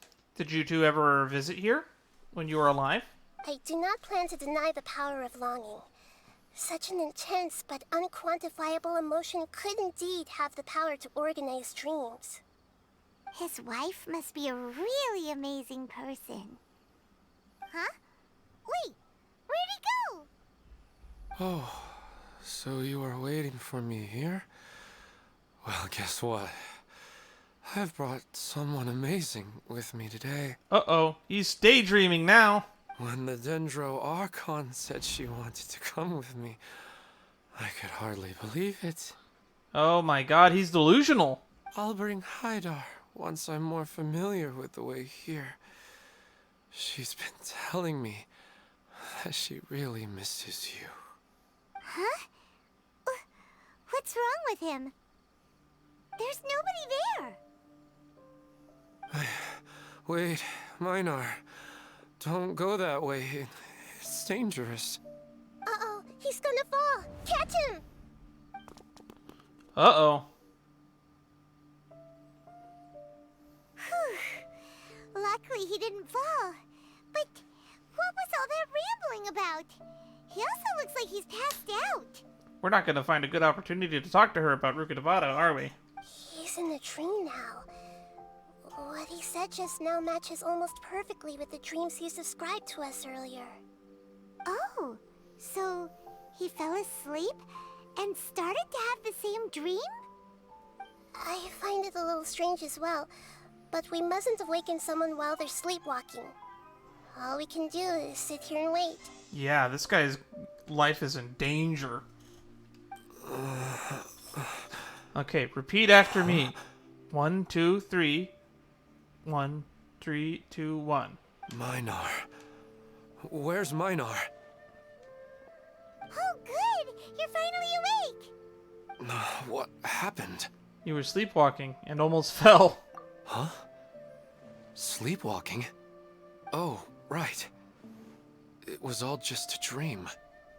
The moment I reached the summit, I saw my wife, Minar, sitting there, and walked over to her. After I introduced her to you, she seemed a little flustered and started walking away.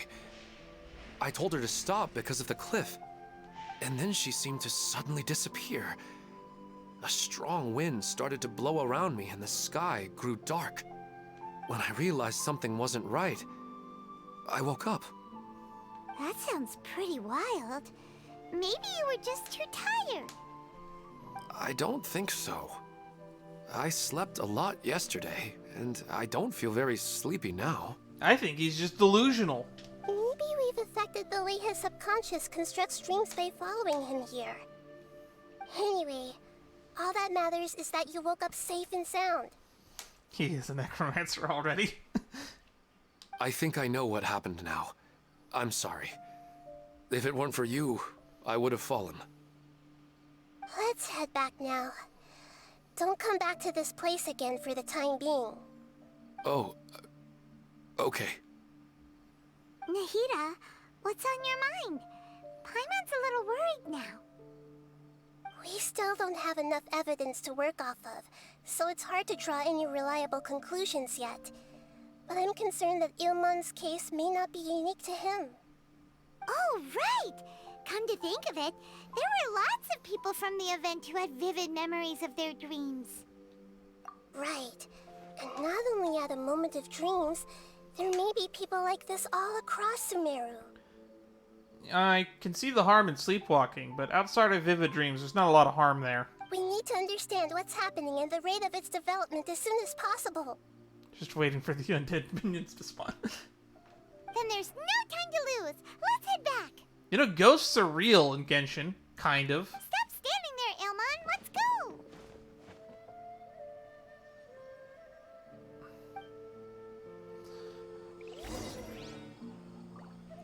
Dream of awakening.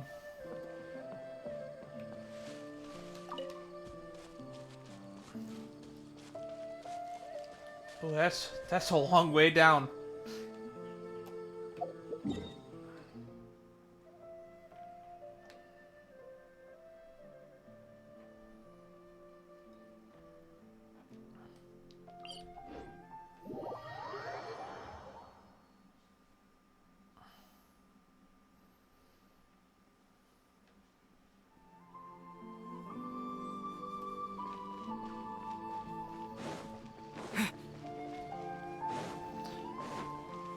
Oh wow, I'm really low on health.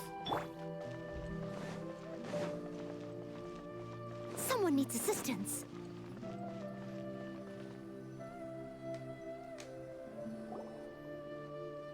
Oh, you're back already.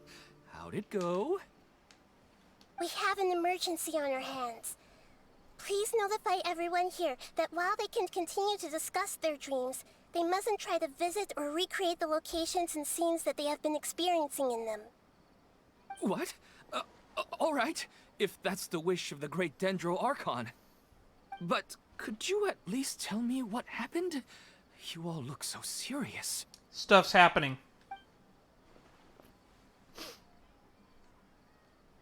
I see. I never knew even a dream could be so dangerous. Don't worry.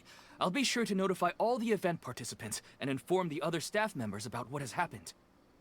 Using the event registration list, I should be able to contact more people that were interested in dreams and warn them about the situation. That's good. Thank you. That would be very helpful. Let me confirm if all of today's participants are still here. Atta has already left. It seemed that he was on his way to make a hammer, so that shouldn't be a problem. Oh, wait a second. Where's Katya? Has anyone seen Katya? Has she already left? Oh, I think she already left. She said there was somewhere she wanted to go. Uh-oh. Oh no. Did she want to look for the place from her dreams too? What was her dream again? I've already forgotten. Can you tell us where she went? Yes, she did briefly mention it. Somewhere near Chatrakum Cave. Chatrakum Cave. Alright, thank you. We'll go look for her. Please help us tell the others not to do anything reckless. Sure thing. Who would have known things would have turned out like this? Dream of awakening. It's just a dream. How bad could it be? It's just sleepwalking. They're really overreacting. I'm getting really sleepy. Something's happening. I'm gonna just boil it down to ley line problem, because 90% of the problems in this game just boil down to something's wrong with the ley lines. What's all this sudden commotion about?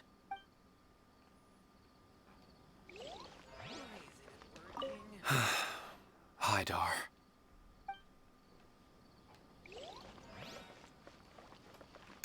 Alright, where's Chakram Cave? I don't think I've ever been there. If there's a cave over here, I don't remember it. Someone needs assistance.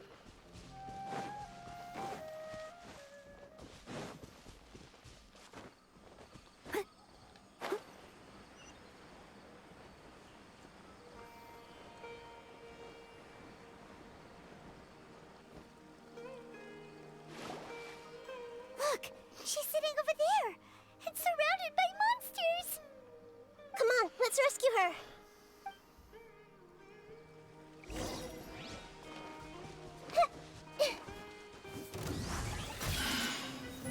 Yeah! Steady as stone. Come on. You die in the dream, you die in real life. As a dutiful maid would. Cut to the chase.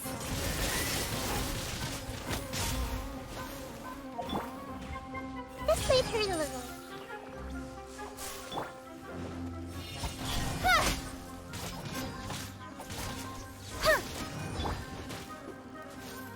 No one escapes my sight.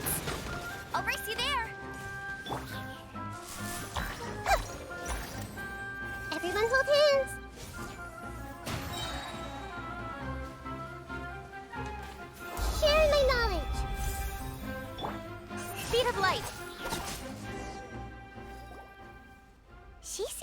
in the same condition as Ilman earlier. Oh, right. She was the one that wanted us to identify what the plant in her dream was. Yes, but luckily she hasn't been injured or jolted awake yet. Let's carefully move her somewhere safer. See you tomorrow, Professor Aisha. Huh? Why am I back here again? I heard a voice there. What was that? Nobody else is here. You were dreaming just now? Dreaming? But what about Professor Aisha? Oh, I see. It was all just a dream. Well, that makes sense. After all, it hasn't changed a single bit. Huh? What's it? Nearly 20 years, and it still hasn't bloomed. Does it have something to do with your dream? Please, tell us what you mean. Sorry. I'm still feeling a little groggy. Please give me a moment here. Alright, where to start? Right, this plant. So, Professor Aisha gave me this plant just before she left. She was a good friend of my parents, and my first real tutor. She was also an outstanding Amorta researcher. In addition to her extraordinary academic talents, she was also skilled in combat, and would accept lots of work from the Adventurers Guild. Oh, so you mean she's left on an adventure? Yes. When I was about 10 years old, she told me that she must go look for the secrets of the Abyss, and that she would be gone for a long time. Uh-oh. I grabbed hold of her and wouldn't let go. I didn't know what the Abyss was. I just knew that she was like family to me. She hugged me, and we cried for some time until I fell asleep. When I woke up, I was already back home. She still decided to leave, but had left behind a letter for me saying that I was the person she cared for most in this world. She claimed that investigating the Abyss could help more ordinary people protect the people and things they care about. She had obtained some important evidence during her past adventures. If she didn't set off right away, she might miss the perfect opportunity. Guess Ad Astra Abyssosque isn't just a slogan. To the stars in the abyss. She left a seed in the letter, telling me that if it sprouted and bloomed, then she'd come back no matter what sort of risky situation she was in. And that thing hasn't bloomed in 20 years? She said she looked forward to seeing me all grown up. But strangely, I've tried watering it, feeding it, everything I could think of. But I've never been able to get it to bloom. I even went to ask the Amorta researchers, and they couldn't explain it either. May I have a look at the plant? Of course. I was hoping the great Dendro Archon could help me solve this problem. Let me see.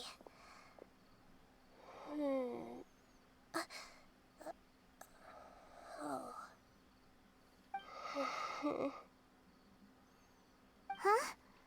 We've never seen that look on Nahida's face before. I'm curious. What's wrong with the plant? This plant doesn't bloom? Could it be an expression pleading for help? She looks a little unwell. Hold on. We'll be right back.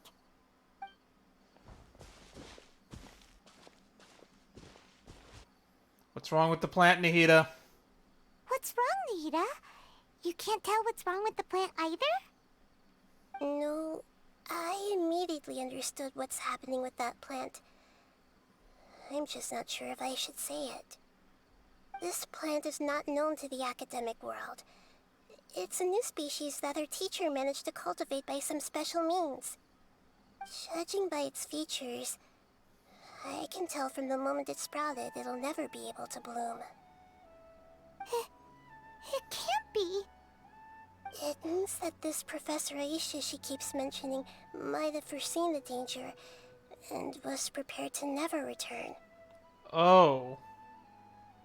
From my experience observing people, she would undoubtedly regard this as a brutal revelation. When forced to confront such brutal truths, people may break down into tears, talk nonsense, or lose their tempers. I know she has to face the truth, but at the same time, I don't want to hurt her. Tell me, what should I do?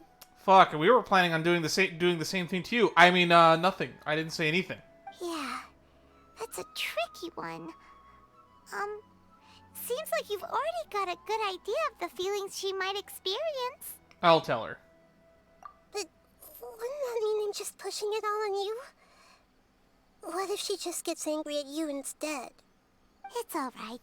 There are all kinds of people, and the examples you observed are just the most extreme cases. I've seen many situations like this before. There's always a way to work through it. Okay. Thank you. Better than lying to her. Let's go back and tell her.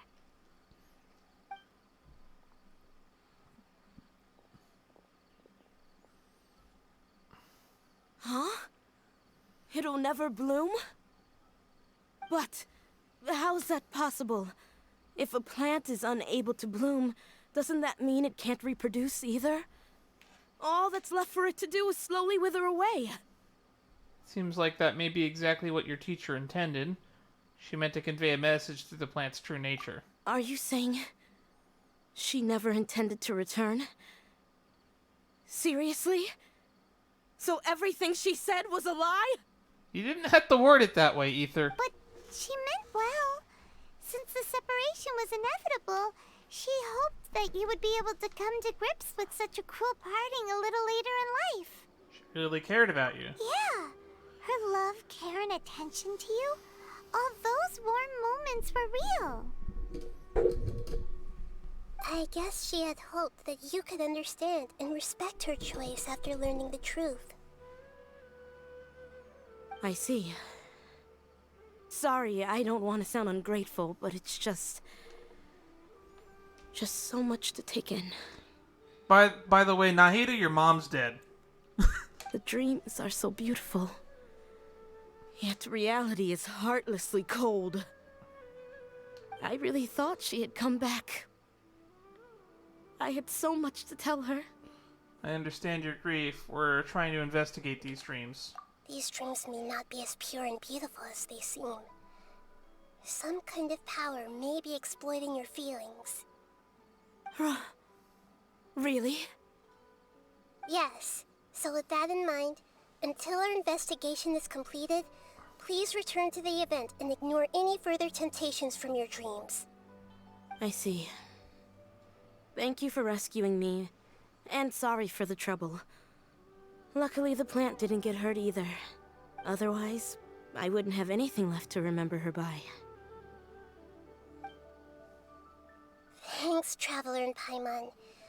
She seems to have finally accepted the truth, but I think she'll still need a long time to come to terms with her feelings. I saw her waver the moment you mentioned love. It was almost like a gentle rain, arriving just in time to put out a fire that was about to spread. Okay, Paimon, who wants to break the news to Nahida? Me or you? Oh, fuck, it's only me. Only I know. Fuck. It's because people have something called empathy. Empathy? I see. This is valuable knowledge indeed. By the way, you said there may be something that's trying to exploit their feelings. Any idea what that might be? Yes. What's common between Ilmon and Katya's cases is that they've both lost someone dear to them. And now, they get to meet the people they cherish in their dreams again, and the people feel more real than anything a regular dream could hope to create. Instead of interpreting it as a result of their longing, I have to consider a more antagonistic explanation. Someone is taking advantage of their longing. Well, what could be the motive? Yeah, they're just causing these people to dream. What are they after? I don't know what they're after. This is exactly what we need to investigate. Anyway, let's pay another visit to a moment of dreams. Man, we're gonna go back and forth constantly in this one, aren't we? I have a bad feeling about all this. I hope things haven't gotten any worse. That's the Star Wars quote for you.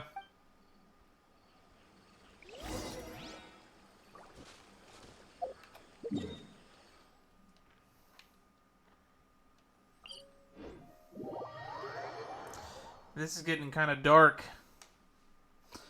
Who would exploit dreams?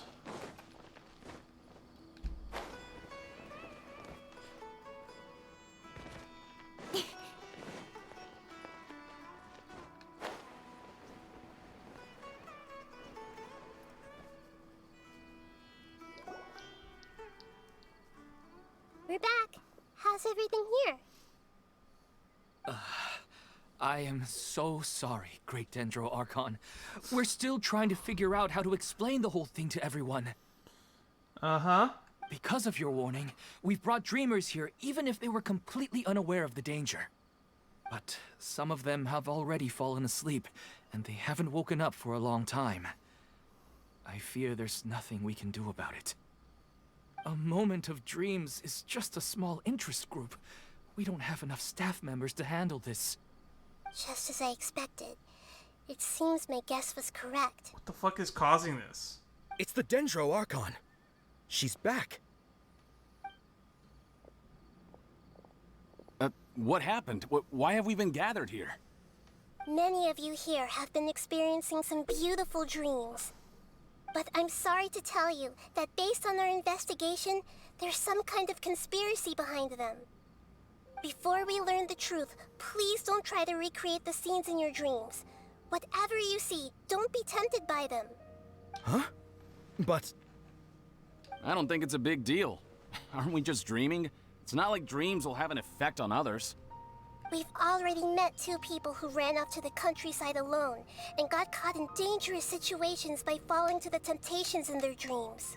That's right! These aren't just dreams! It's serious! All right, I get it. So does that mean once we have some conclusive results from the investigation, we can continue to enjoy these dreams? Yeah, I still want to visit my sister in my dreams. It'll depend on the results of the investigation. I'm sorry if what I'm about to say sounds a little offensive, Great Dendro Archon, but we had a discussion with the folks who just arrived here. In all of our dreams, we were able to reunite with people who were very close to us. They all seemed as if they were alive again, which makes us reluctant to wake up. Yes, that's also what we've observed in our investigation. So if the results of this investigation would mean an end to those dreams, that'd be quite cruel to us.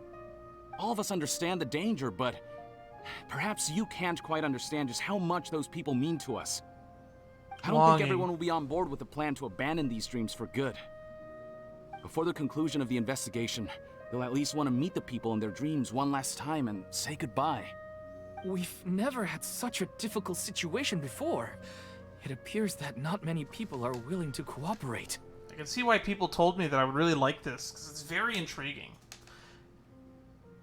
Nilou's kind of was dragged out, to be honest. I loved the debate at the end and the emotional through line, but it was padded. It was very padded. So they still want to return to their dreams despite knowing the danger? It's hard to clearly say who's right and who's wrong here. Everyone has their own perspectives. That's right.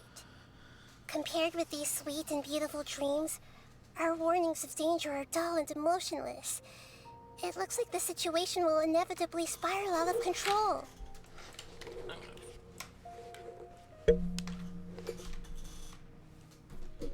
There we go. The more time we waste, the more people will ignore our warnings and return to their alluring dreams. So, what should we do? Seems we have to go into a dream and find out the truth for ourselves. Ooh, we can do that. Pedrouche, is there anyone here who's experiencing a marvelous dream right now? Let me think. Yes, this way. Good. Please take us there. Time to enter the dream. It's gonna go with Inception, this bitch. This lady refused to heed our warnings and fell asleep here a little earlier. She was getting tired.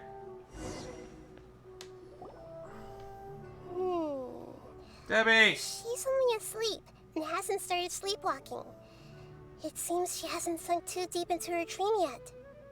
Do we also need to fall asleep if we want to go into her dream? Don't worry about that. I'm Lesser Lord Kusanali after all. Now, don't be nervous. Just close your eyes. Imagine yourselves as waves gradually rolling onto the beach. Ah, we're gonna use the meditation method. You slowly wash over the shore and sink into the sand.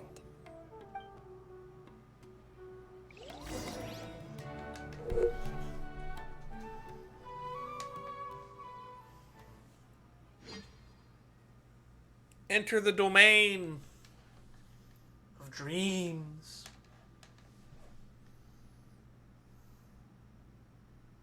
I have to fight for Tui in here. I'm going to be very annoyed.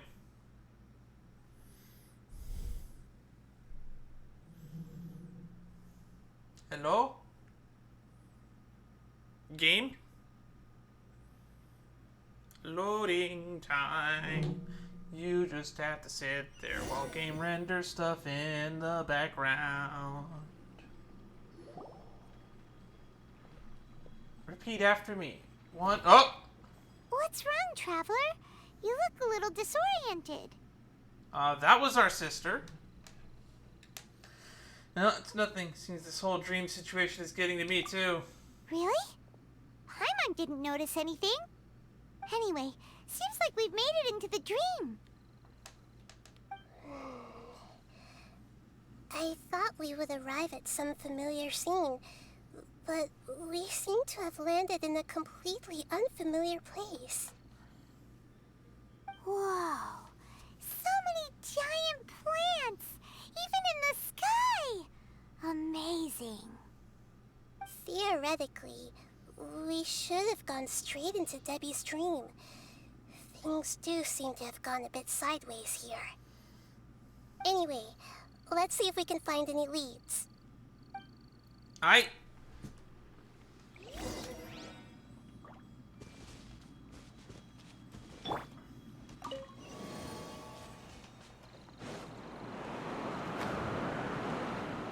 Alright, fight the fungus among us. I must leave no stone unturned. Alright, top everyone off, Noel.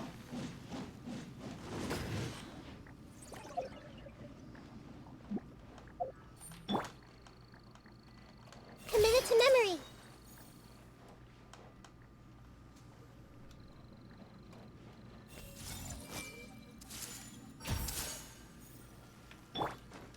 Incoming.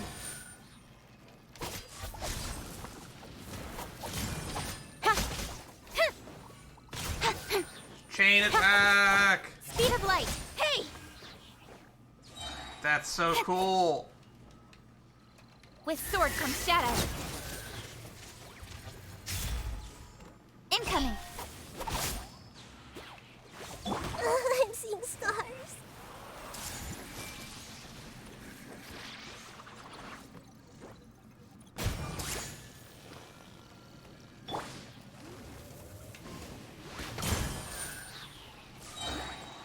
No escape. Chain attack. Don't blink.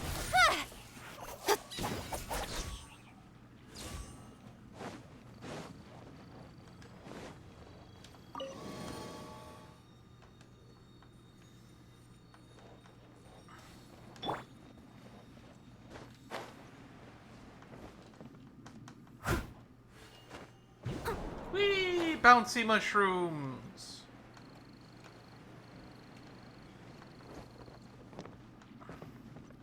I kind of miss having my commission set to Sumeru. A door? Wonder where it could lead. Well, it's not like we have any other way to go now. Let's go in and have a look. Oh boy. Trippy.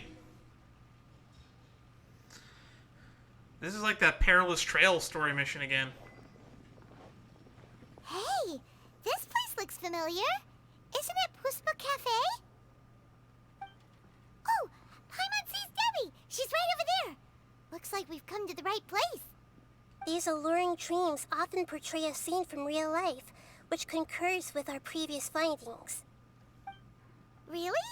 But what about that space we were in just now? Maybe it's like some kind of hub. You can't mean this is another collective dream? Yes.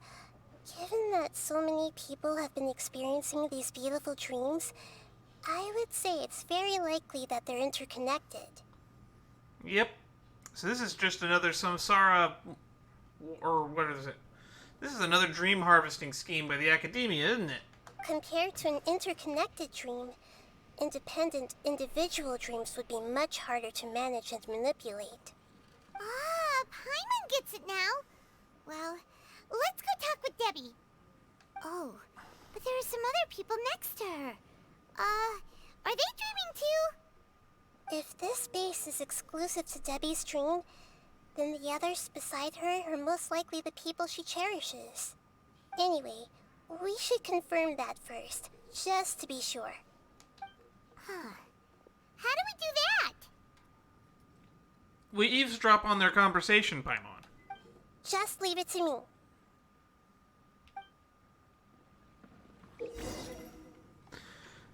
Tapping Nahida's elemental skill, All Schemes to Know, allows her to hear the inner thoughts of those hit by the skill. Hold Nahida's elemental skill, All Schemes to Know, and select the specific person to hear their inner thoughts. There seem to be many within the dreamscape whose hearts cannot be read. All Schemes to Know.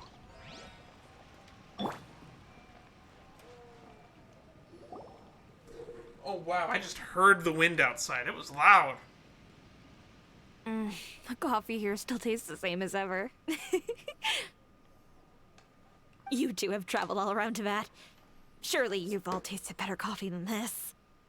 I suppose so, but no matter how good things may be elsewhere, nothing beats the taste of home.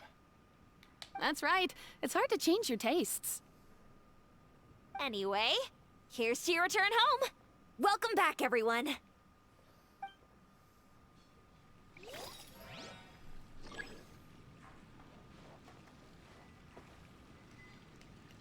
I see everything.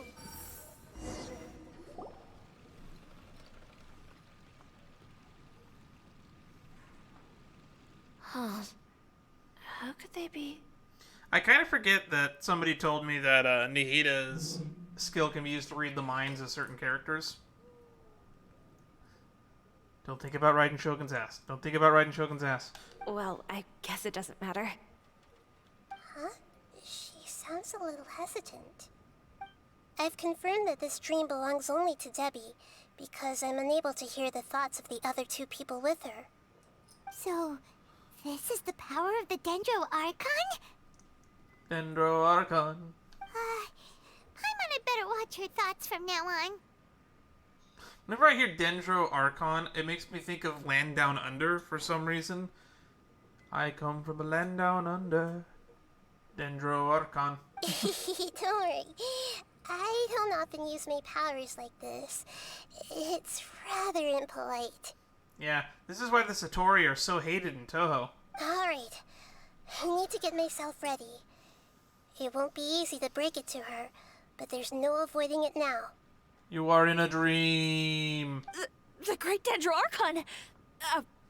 What brings you here? I'm sorry to interrupt your celebration, but have you noticed that what's happening here doesn't quite match up with your memories? I don't quite understand. Great Dendro Archon. What do you mean? I get it. The Dendro Archon is trying to say that it's a once-in-a-lifetime opportunity that we're able to gather here. Hey, how about a cup of coffee for all of you? My treat. We just returned from a fruitful adventure. Memories. A once-in-a-lifetime opportunity? Think carefully. You of all people should know what really happened to them. Are you sure that meeting here and chatting the day away like this isn't just a product of your own wishful thinking? Yes. The reports from the Steambird were true. The ship they were on struck a reef and sank. And I never heard from Basima and Gaspar again. Hey, come on now. What are you talking about, Debbie? Yeah, trust your memories. Nothing you see here is real. Except us. We are real. I get it now. This is a dream, isn't it? But since it's my dream, it doesn't matter if this is real or not. I enjoy the way things are here. I no longer have to face the tragedies of real life. Oh, you don't have to go that far. That's where things get a little iffy. These friends mean the world to me. Nobody else can understand me like they do. I'm sure people can. You just need to make more friends. But nothing can compensate for the fact that you've lost them. There's nothing wrong with continuing this dream. Is there? I'm worried that if you were to continue dreaming like this, the lines between dreams and reality will gradually become too blurred for you. These dreams will always give you what you want, while reality remains full of pain and difficult situations. If you're not careful, you can get hurt. Nahida, you're not exactly selling the you should probably leave the dream thing. Don't worry. I still have control. I won't let it go that far. Are you sure? Do you have control? Hey, how about we put all this troublesome stuff aside and get back to our coffee and snacks, Whether it's just a dream or real life, you should be happy. You can't just brush off something like this. We don't even know how you people got here or where you even came from. Don't push it, Paimon. These are important people to Debbie. And also, are we seriously going to try to argue with figments of people's imagination? Is that what we have devolved to? We're better than this, Paimon. Sorry. Paimon didn't mean to upset anyone. No, it's alright. I understand that you're just trying to look out for me. It seems that for now, this place is still relatively harmless for you. But I wonder if there's any way to go deeper into the dream. Huh. Now that you mention it, I once heard a strange voice tell me that there's an entrance here. I'm not interested in checking it out at the moment, but maybe I'll go in and have a look later. Okay, thanks for your help. Just as I expected, we're only on the surface of this dream. Let's go.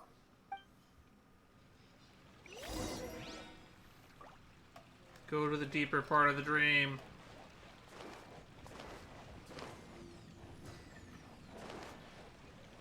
Why do all the small characters sprint with their arms out? You're better than this, Nahida. You're the god of wisdom. Or the Archon of wisdom. Technically, gods are different. What? Another hub area? Huh? What are we doing here again? Wait a second. We were just up there. No, down there? Did we go up or down? Oh, now my head hurts. Don't panic. This is how dreams work. We've left Debbie's dream, but the dream is still continuing onward.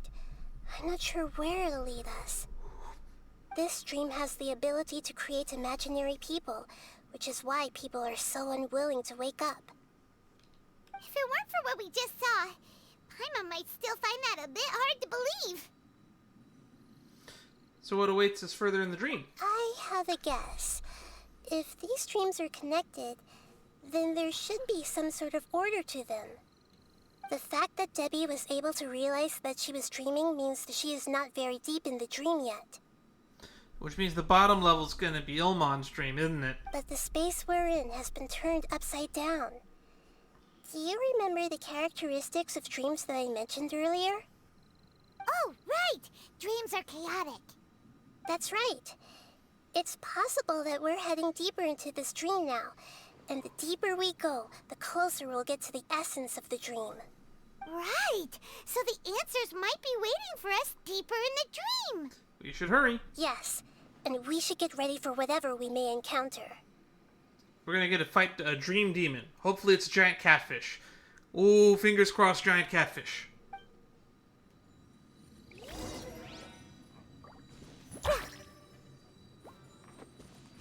Grow. It looks like we may need to put something inside there. Makes sense to me.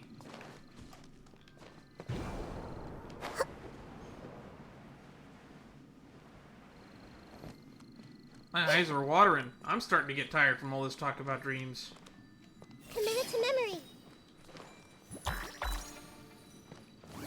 Oh. Everyone hold hands.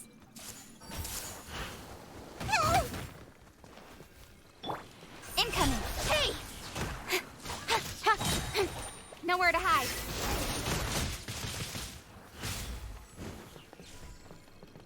Let it rain.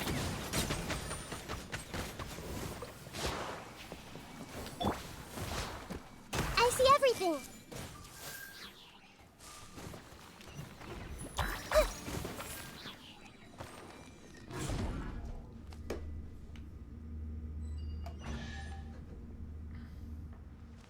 Whoa. When it rains, it seems to disappear slowly. Yes, and it appears again as soon as the rain stops. It's less like a flower, and more like a dendro slime that's trying to keep out of sight. Here we go again with Nahida's analogy.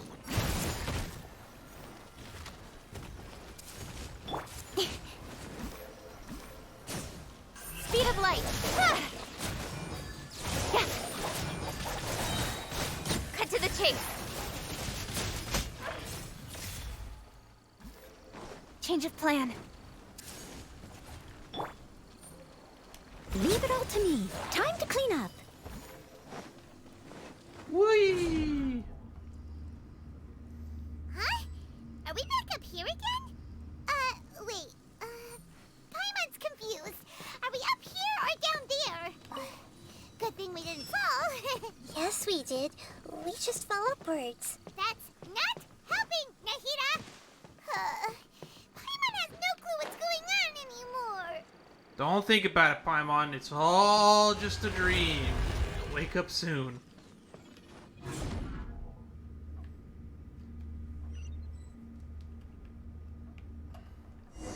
Oh, we're in Imon's stream. I was right. Wait, weren't we already here a little earlier? This is probably Ilmon's dream. Huh? Why would he start dreaming again? Didn't we warn him? Yes, but it seems that the danger isn't enough to stop him from longing for his wife. Fair.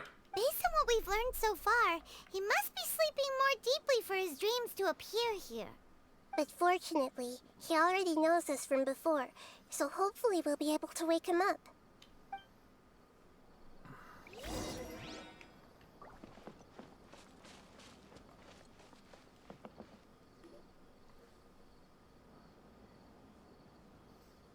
Oh, they have a daughter.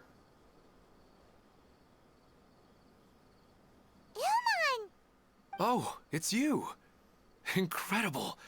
I didn't know you would appear in my dream, too. Did you say dream? Wait, so you know this is a dream? Of course. Such good things rarely happen to me in real life these days. Here, let me introduce everyone. This is Minar, my wife who I mentioned before. And this is our daughter, Hydar. Hello. It's a great honor to meet the Dendro Archon. Whoa, Dad! You know the Dendro Archon? That's amazing! That is amazing. That would blow most people's mind. And what's this? Is it a new toy? Add that to the list of Paimon titles. No, it's Paimon, not a toy! Anyway, now's not the time for that! Nahida, this doesn't seem to add up with what we were expecting. Yeah, Paimon is not a toy. It's a sky-cleaving white iron lavender melon. You're right. Let me think for a bit here. Ilmon, did you secretly go back to that place again on your own? Oh, right! We didn't see him in a moment of dreams earlier. Paimon thought he'd gone home. Sorry. I just had to make sure that Hydar could get a chance to see her mother. I had gotten pretty familiar with the hike, so I brought Hydar with me. I'm just glad we didn't meet any monsters along the way. Yes, I'm glad too. I didn't expect her to grow up so fast. It must have been very hard for him. I regret not being able to fulfill my role as a wife and a mother. No, don't talk like that. Let's leave all that unhappy stuff behind for now. Even if we're in a dream, it's still a blessing that we've been able to reunite in this way. What should we do now? Should we tell him the truth? I think he already knows the truth, so that doesn't help him at all. You can let me break the news.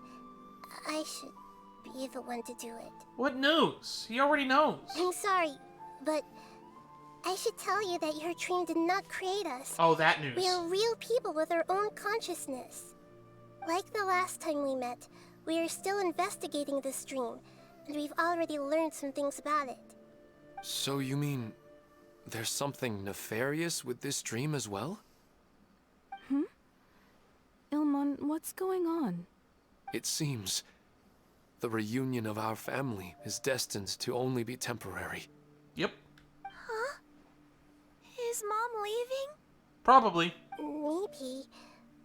But in all likelihood, that is indeed how things will end. Oh. Oh no, we're gonna make children cry. No, Mom, you can't leave! I'm afraid I don't quite understand what's going on. You are a figment of someone's imagination. Don't worry, Haidar. Mom's not going anywhere. Please, don't cry. Minar doesn't understand any of this. I'm fully aware that this is a dream, so that's why I've never told her the truth, but never mind. It's not like I would know what to say. I mean, I don't get any of the complicated stuff. But regardless of whether this dream is good or bad, you're here to resolve it, right? Yes. Then please, let us enjoy this moment for just a while longer. Yeah, we should just go deeper into the dream. Let the man live out his fantasy with his family. Regardless of whatever caused this dream to come to pass, I feel extremely grateful to have had the chance to reunite with my family. But does this dream really have to disappear? I'm afraid so. Sorry. Okay. I see. Please, come this way. You can go even deeper into the dream by heading in this direction. I have heard that the further down you go, the more pleasant the dreams become. And the more you want to stay. It's time for the big sleep. The answer you're looking for may also be found there. Go ahead. Thank you for helping us. And I'm truly sorry. You're welcome. It's not like I have any say in the matter. I'm just an ordinary person after all. Who am I to interfere with the work of a god? If it were up to me, I would try to find a way to let them keep these dreams. I'll be right behind you. I should at least let Minar and Haidar know what's going on here.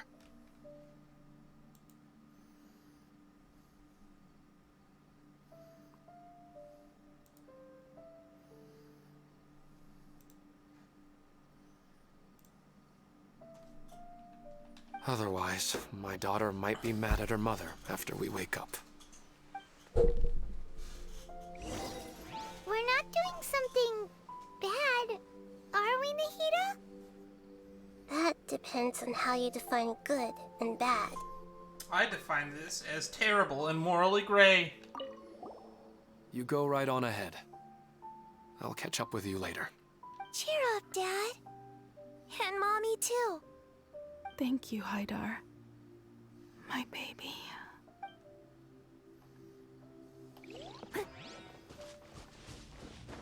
Don't let your dreams be dreams, kid. Become the necromancer. It's the same place again. This place is almost like a flight of stairs that connects all the dreams together. But they appear to be getting more and more aggressive. Regular stairs wouldn't try to attack us. Let's recap what we learned so far. Right. Something seems to be off about our theory. Ilmon is clearly aware that he's dreaming, and he's enjoying it. Rather than dreaming on a deeper level, he almost seemed more awake. I believe we're on the right track, but we just need another explanation. Oh my god, wait, does this relate to the golden slumber thing that we talked about back with Jet and her dad? Are we in the fucking weird golden slumber dream realm? It's not that the dreams are getting deeper, it's the owner's attachment to the dreams that's getting stronger. But you would never mistake dreams for real life, right? Although sometimes I almost wish I could. Sometimes Paimon almost wishes her dreams could be real. But it's just a quick thought. It's not long before Paimon's thinking about other things, like sticky honey roast. I just ate, but I could go for that. Listen, we're real beings living in the real world, and that's where our focus should be. This also explains the insubstantiality of our dreams. No matter what they may become, we don't really care. But if we decide to abandon reality and embrace our dreams, then our dreams will become far more substantial. You say that like it's a bad thing. Oh, wait! Paimon's starting to get it now? Your mind will begin to build the dream far more attentively, which in turn will make it feel more real. Do you remember how the Akasha can turn dreams into jnana energy? Constructing a realistic dream consumes a similar energy. Which means there's another dream out there that's responsible for Does this. that mean there's a host of these dreams here like Milu during the Subzero's festival? If we wake that person up, this collective dream will end, right? But who is it?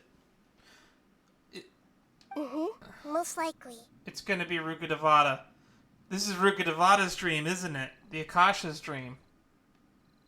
But the collective dream in Sumeru City was created by the Akasha, and now the Akasha has been turned off. Or it's Irminsul, I should probably say more accurately. This has nothing to do with the Aranara, and humans are not capable of creating a collective dream, which means... You're ruling out the Aranara just like that? The host has something to do with the Akasha. Huh? So, did someone manage to restart the Akasha? That's impossible. But they are probably a scholar of the academia who had a close connection with the Akasha. Even so, how did they manage to do it? And how did they choose the host? Let's keep moving. Yeah, we haven't gotten to the end yet. Well, I did mention a little bit earlier in the stream that it was probably an academia plot. I didn't expect that to be correct, though. Once we know their motive, all the questions will resolve themselves.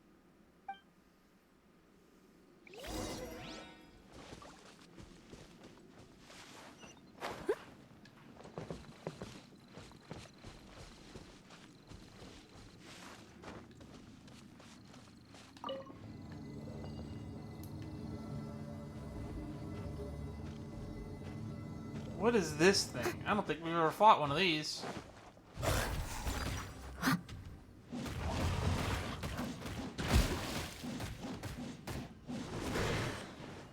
What is this thing?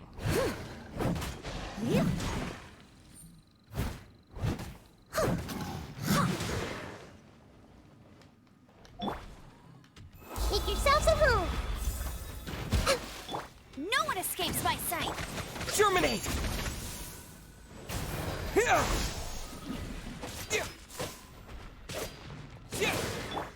Incoming!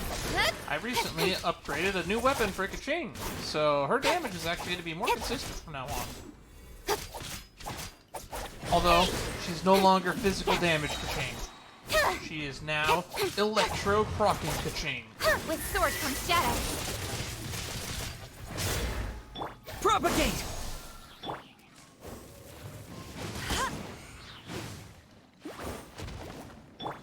Speed of light!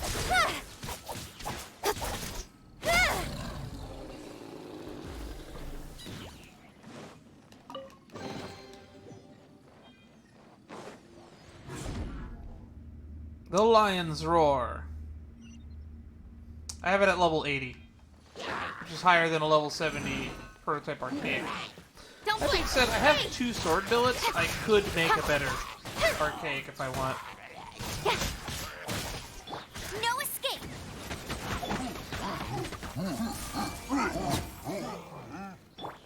Cut to the chase! Incoming!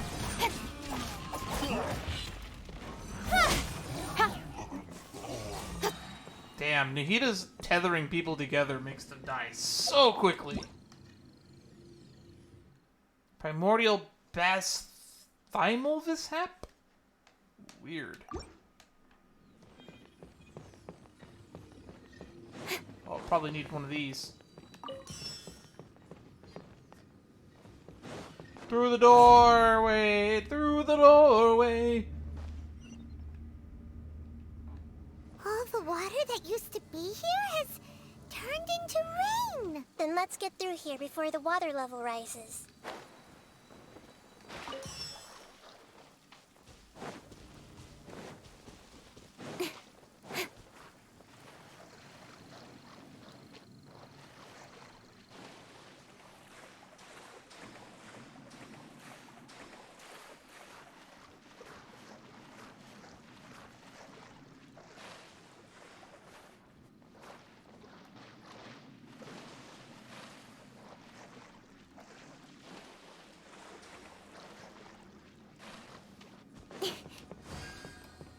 We finally made it!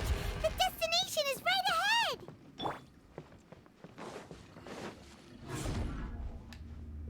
Into the dreams, the golden slumber.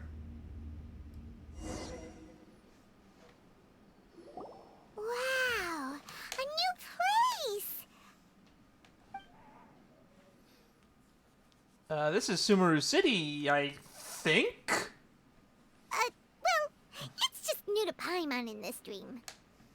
This should be the final destination. Huh? Really?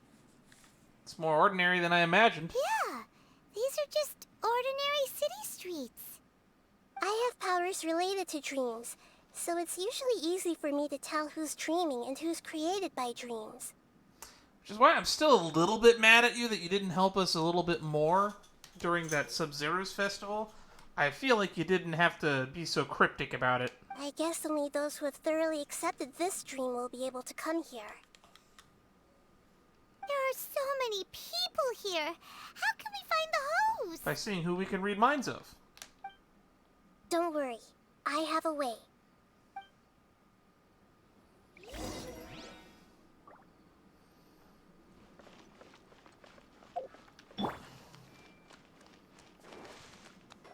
I see everything. Anissa's always so calm. I wish I were the same. He's just in an ordinary dream, so it shouldn't be him.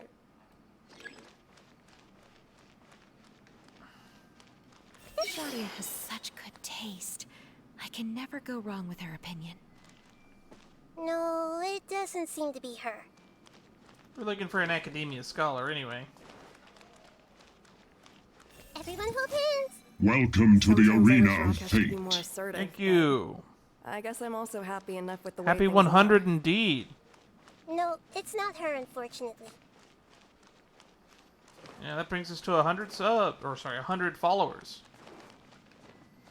We're getting close to 100 subscribers on the YouTube channel too. Not sure. Oh, Hey, Who doesn't want a dream to last forever? he's just entered the dream recently. It's definitely not him. oh, I didn't see these two here. I see everything. Who are you? You know, I've heard that plants grow better if you play music for them. And on that note, it's been a while since I last heard you play. Sorry, I've been a little busy these last couple days.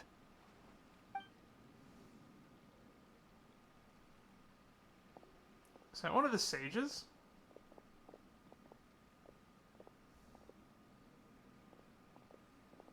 Oh, the Dendro Archon. What a pleasant surprise. Oh, welcome, Great Dendro Archon. And your companions, too. Welcome. I'm Amira. I run the flower shop here. And this is my husband, Moses. Yes, how may we help you? Moses. You already know all about me. There's no need for all the pleasantries. Perhaps I should call you the dream's owner? As expected of the Dendro Archon.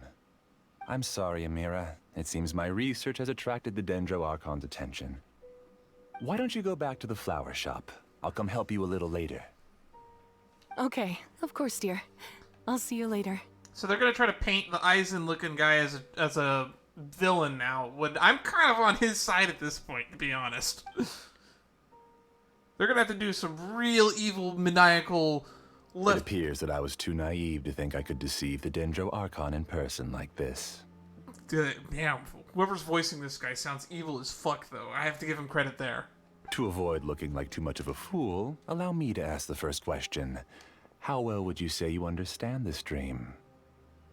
This dream was built by the Akasha, and it has the power to create imaginary people who no longer exist in the real world. As for you, you found a unique way to become the owner of this dream, going so far as to have even given up the ability to wake up again. Given up the ability to wake up? This is exactly like the Golden Slumber. I'm really glad that we did that world quest. Impressive. You truly are the embodiment of wisdom. Please, tell me how you were able to arrive at such a conclusion. In return, I'll answer the question you're most curious about. It's simple. Apart from you, this space only consists of real people who are dreaming and imaginary people who are created here. Although you are here and appear no different from the others, I can't sense your dream. How can I wake up a person who's already awake? Fascinating. Since you're the fully awake owner of this dream, it can never collapse from you waking up. Theoretically, this should also give you absolute control over this place. I have to admit, it really doesn't get much better than that. But even knowing all of that, one question remains. How did you do it? Isn't the answer right in front of you, great Dendro Archon? It's because I've dedicated my entire reality to this dream. I uploaded my entire consciousness into the Akasha when it was still running. Oh, wow! So we're talking to a program. This guy is literally made out of memories. Your entire consciousness? Actually, this all started because of an accident. My original goal was not about the Akasha or a collective dream. No. You were motivated above all to create a hyper-realistic person. The desire to reconnect with a real loved one is the one shared sentiment between all our dreamers. Except for that one guy who wanted to be a slime. But, I guess he's not important to the plot. That was just supposed to be a big fun nod, I guess. That's right. However, human models are too complicated. Only the Akasha has a jnana energy supply powerful enough for me to generate and sustain my models. The Akasha is truly magnificent. If I siphoned a minuscule amount of its energy, nobody would even notice. And even this minuscule amount of energy was already more than enough for my purposes.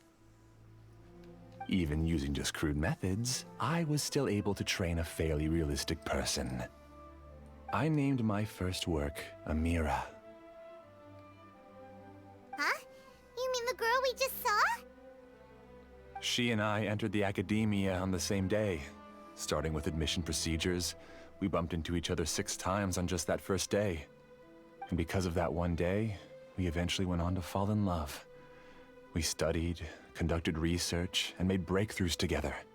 So she's a figment of your imagination? Our rhythm was always in step. I felt like we were 2 separate bodies that shared the same heart. However, Elazar later took her from me. Oh, fuck! That's fucking Elazar again. Oh. Yes. So you're I gathering need more others training like you? samples to perfect Amira's personality. I found their details in the Akasha's database. Using the pretext of testing for mental health disorders, I implanted signaling devices in their bodies. Huh.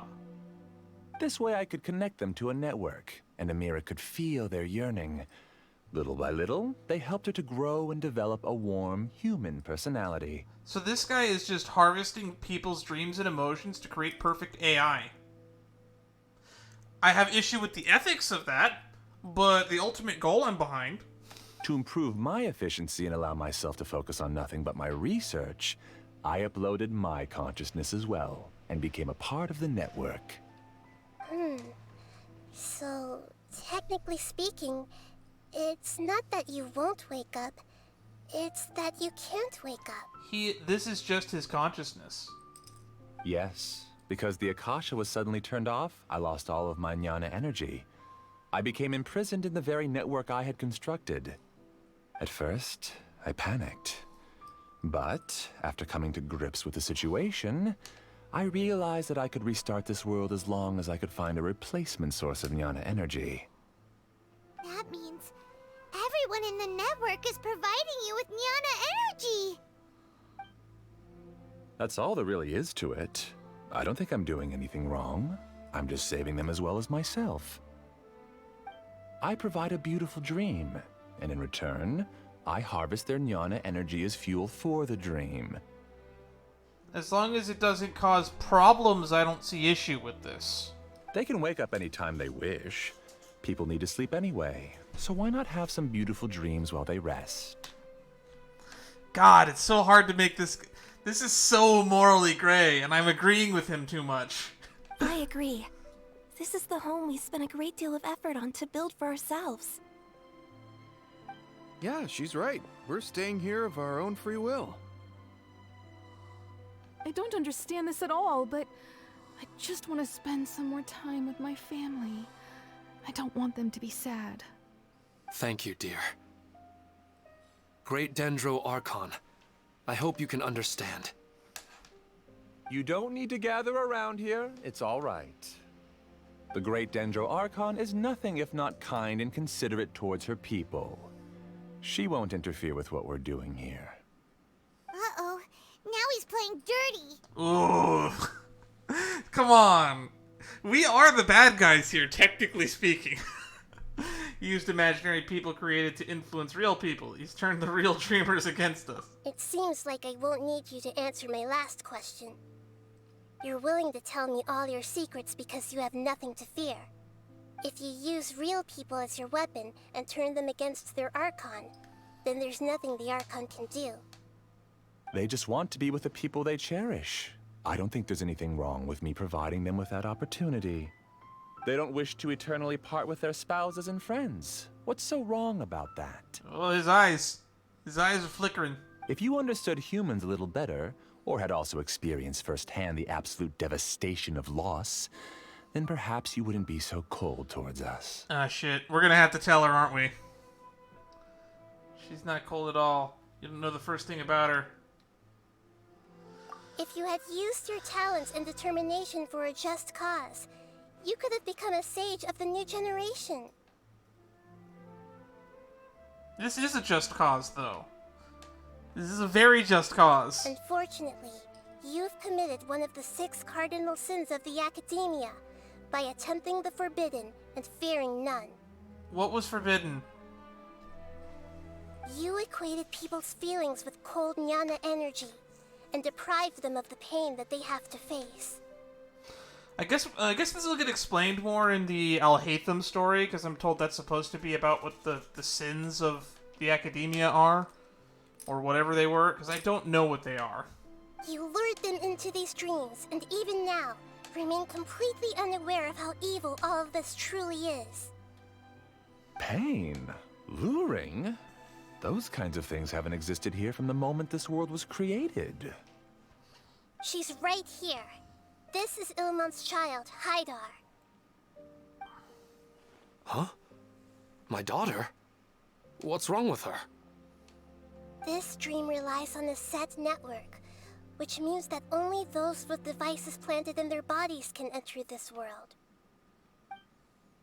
Carefully think back and retrace your steps. I secretly went back to the mountainside with Haidar. Minar was already there waiting for me, and Haidar was able to see her mother. Means you left your child alone, endangered on a cliff. You mean she isn't actually the real Haidar? No, because unlike you, she can't enter this dream. The moment you came into this dream, it created a Haidar to realize your wish of reuniting with your family. In other words, he's abandoning a child. Ooh, that is dark. So, tell me, Where's the real Haidar? She's still out there on the mountainside. That's right. And she must have been terrified to see her father not in his right mind. Ugh. Well, that's just one niche case. What about the rest of these people? Debbie's just lying on the floor out next to a pile of fruit. I'm sure she's fine. Not to mention the monsters in that area. The situation is very dangerous. If Haidar's still out there, then... What are you talking about, Dad? I don't understand. I must wake up right now. I can't leave her there alone. Oh. It seems the others have also remembered something. People try to avoid pain and stay in their perceived bubbles of safety out of an instinct to protect themselves. This is human nature, but it is also one of their weaknesses. However, why are there still so many people striving to move forward even when they know the path ahead is dangerous and painful? It's because people don't only live for themselves. They have families, loved ones, friends, and communities. They have dreams that they are still trying to achieve.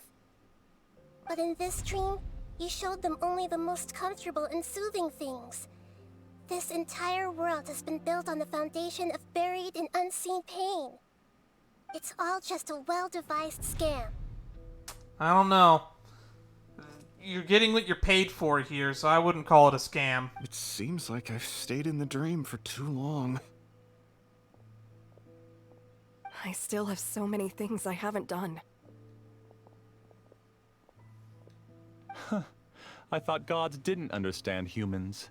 That would have explained why they created such a flawed world where countless tragedies took place. Ooh, damn. I have to agree with this guy. I didn't expect you to arrive at the answer through sheer power of observation. But unfortunately, it means nothing now. If you wanted to spend a little time in the waking world, go right ahead. In any case, I wanted to spend some time alone with Amira. As long as this dream continues to exist, you'll come back. Humans aren't as strong as you think, and even if you're a god, they won't always listen to you. It's time to purge all the extraneous data and noise. Uh-oh. Monsters, be careful! All of you, please get out of here and find somewhere safe. I am the master of this dream. I can create endless waves of monsters with the snap of a finger. Don't worry, they'll wake up before they get hurt. Amira doesn't like to see others in pain. If you know what's good for you, leave now!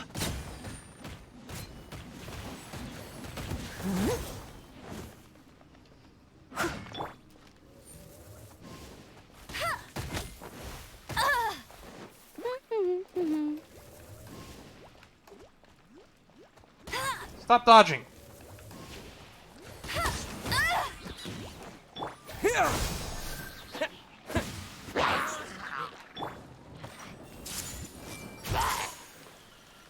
No one escapes my sight. Speed of light. God, that combo's so nasty. Everyone hold hands. Everyone hold hands. Cut to the chase. Let it rain.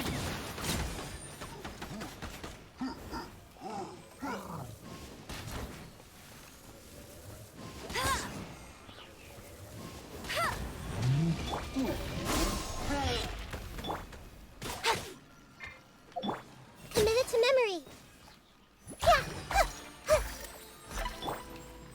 Propagate!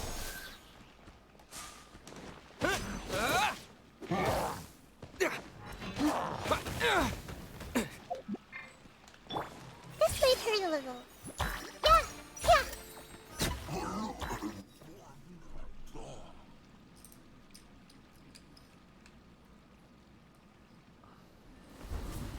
How funny would it have been if one of the slimes was You Anta? haven't won just yet. This Ooh. dream is mine! Oh, this is a full cutscene. If I go into hiding here, not even an Archon can ever find me. And as long as people yearn for happiness, they will return here and rebuild this paradise! Hey, stop! What's that? The dream is spiraling out of control and is collapsing now!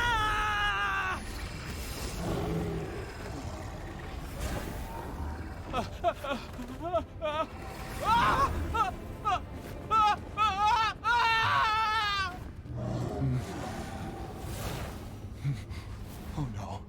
Amira. Amira! Amira!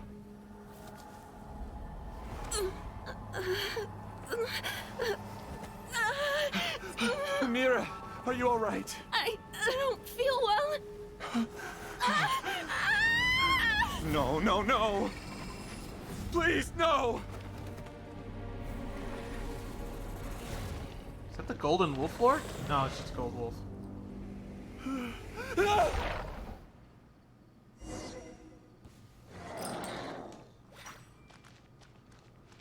Get away from there! Don't ruin my flowers! Uh-oh. What should I do? Where did it go? Left because he doesn't want you anymore.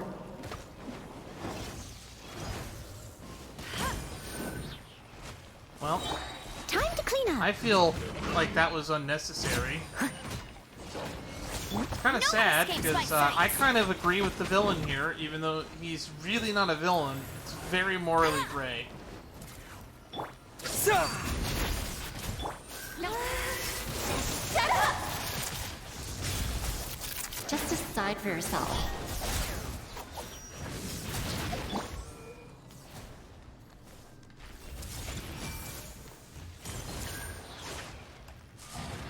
Sharing my knowledge.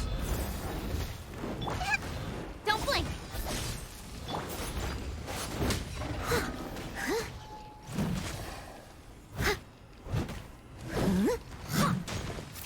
Stop bossing me around.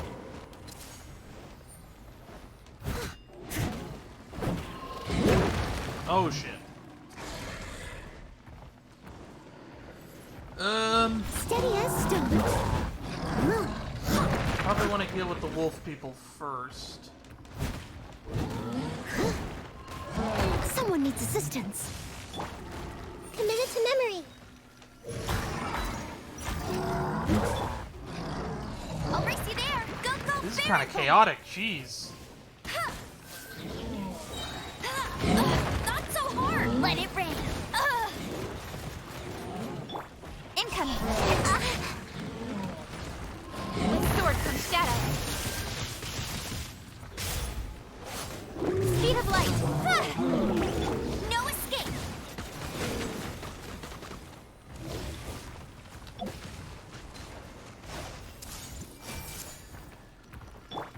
Leave it all to me, as a good knight should.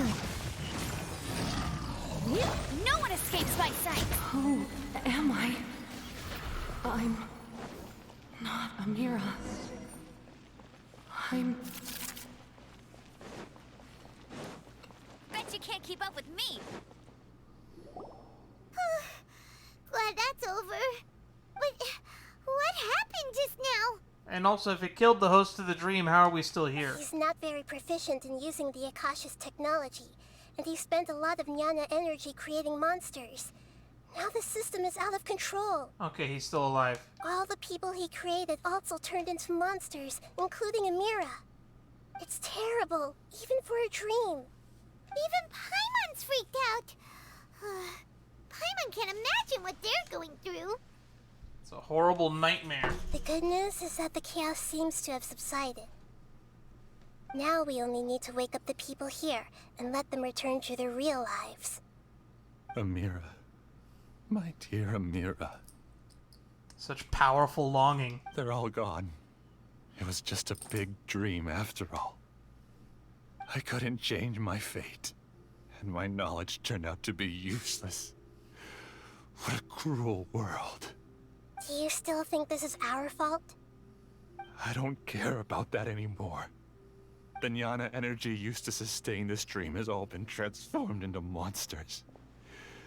This dream will soon collapse and my consciousness along with it.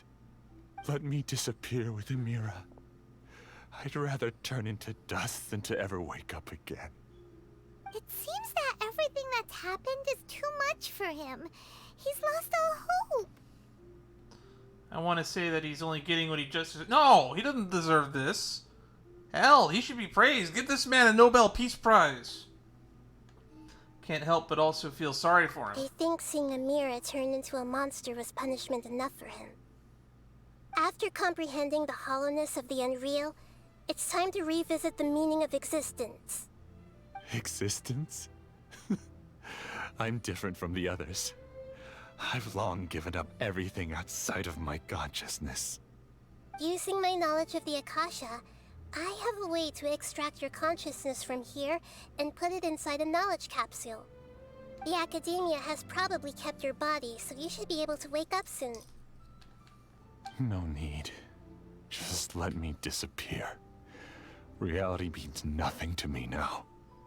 This isn't compassion. I won't let you escape your punishment by simply disappearing. As for your life after that, it'll be up to you how you want to exist. Alright, Traveler in Paimon, we should go back. Damn. And we almost had an opportunity to reveal to her about Rukkhadevata. We can finally wrap up this whole thing. I think this guy does... They're painting this guy out to be a bigger villain than he actually is.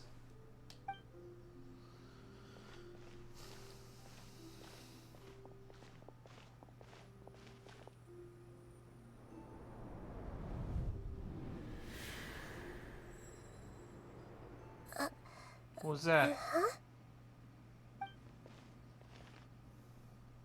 What's wrong, Nahida? Oh, nothing. Let's tell the people here to gather at a moment of dreams after they wake up.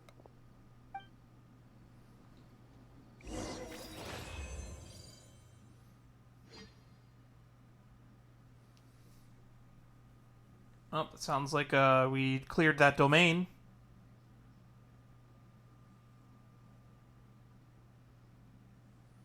It also seemed like the internet stabled out. The wind seems to be dying down. I can't hear it outside my window anymore. And the construction should long since have been passed off by now. Because it's about 6 o'clock now. Or it should be 6 o'clock now.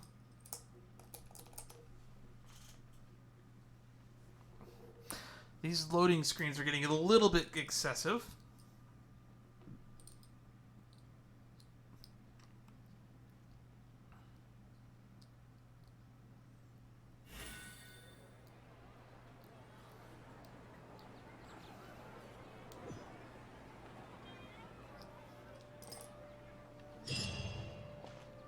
Alright, that completes that quest line.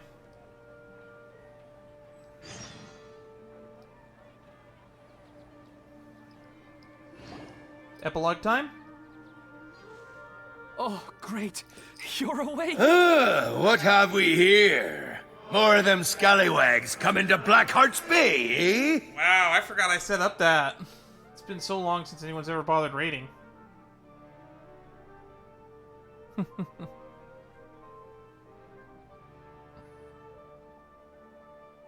Everybody has started to wake up, and we've heard similar reports from around the city as well.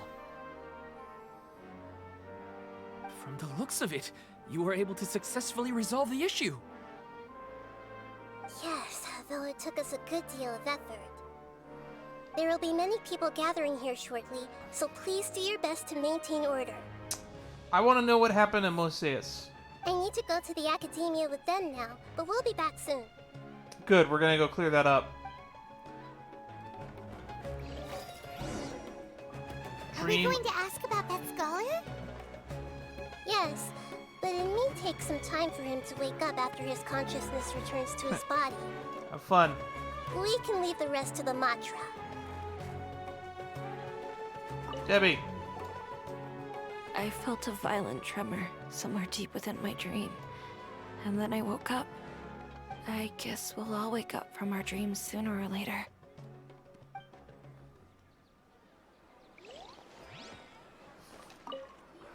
I'm really glad I reached out to you earlier. Otherwise, we wouldn't have been able to handle this situation on our own. You did a great job job as well. Who are you? They all started waking up around the same time. That's pretty amazing. You are also one of the people that was on my side.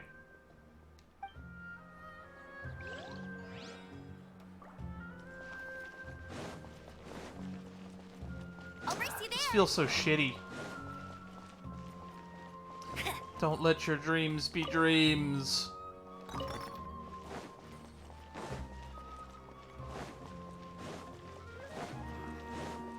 I'll race you there.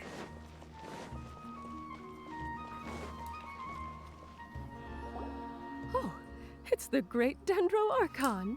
How can I help you? I would like to check the registration records of a Kashara War scholar. He should be in an unconscious state right now. Okay, just a moment. After a while. Sorry to keep you waiting, Dendro Archon. We have confirmed that there's a scholar named Beinuni who's been unconscious for a while. The cause was improper operation of the Akasha. He hasn't regained consciousness yet, and is still receiving treatment at Bimarstan. Huh? Isn't his name Moses? I guess he didn't want to be recognized or bothered by anyone. Please, give the knowledge stored in this to the Matra, and ask them to import it into Beinuni's brain. Understood. But for safety reasons, I need to know why. He put his entire consciousness in the Akasha before it got turned off. It's simple. This contains his consciousness. It's long been trapped inside of a dream. He's committed an act that affected the safety of Sumeru. After he wakes up, I'll inform the General Mahamatra of all the details. That's Sino, right? I see. I'll take care of this right away. Thank you, great Dendro Archon. No problem. Alright. Everyone should have gathered at a Moment of Dreams by now. Let's head back.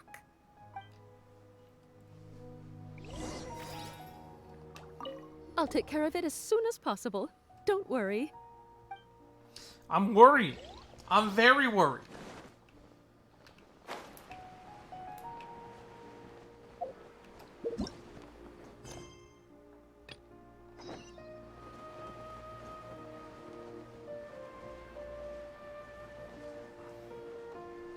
Damn, the AoE for that cutscene is huge. Let's be quiet and just listen in. I wonder what she's going to say. Hitting it on auto. All of you who have just woken up. I'm sorry for interrupting your beautiful dreams. I may have acted a little cold when handling things in the dream. I sincerely apologize for that. Dreams have amazing power. They inspire us to remain resolute in the face of adversity and help those with aspirations achieve their desires.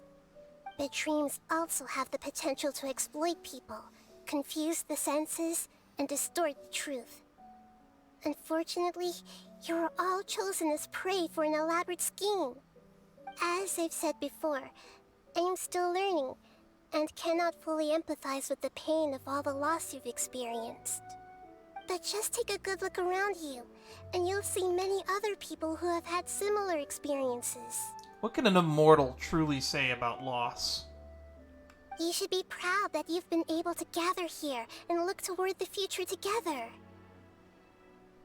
The path of life is long, and it's hard for us to see the destination. This leads us to ask a lot of difficult questions. What's the meaning of life? What's the purpose of my existence? Why do I keep experiencing pain and loss? That's my understanding, is that's just the cruel way the world works. And I have learned to live with that, sadly. I will be sad at times. I will be happy at others. Just try to enjoy the ride, I guess. Of course. The most comfortable choice is to stop progressing. Give up thinking, and just keep repeating whatever you're already familiar with. Whenever you have such thoughts, just look at the people and things around you. Some people work hard all day so that their families can have a hot meal on the table at night. Some people travel all over the world in order to create art that resonates with all of Teyvat. Some venture in search of the world's secrets to prevent rapidly approaching, yet still unknown, world-shattering catastrophes. Life is not just about yourself. Each and every one of your actions shapes you and the world around you. Look, friends and family will remember what you've done, and even some people you've never met may benefit from your actions. Therefore, many people will strive forward to forge new paths, even if they have to endure great pain to do so. In one hand, I have a red pill. In the other, a blue pill. Which one are you taking? Once you begin your journey on that same difficult, yet rewarding path, you'll come to know the answers to those big existential questions. Yet they will no longer feel as life-defining as they did before. But if you were to believe that life is nothing but an empty, ephemeral dream, then that's also the only thing it'll ever become.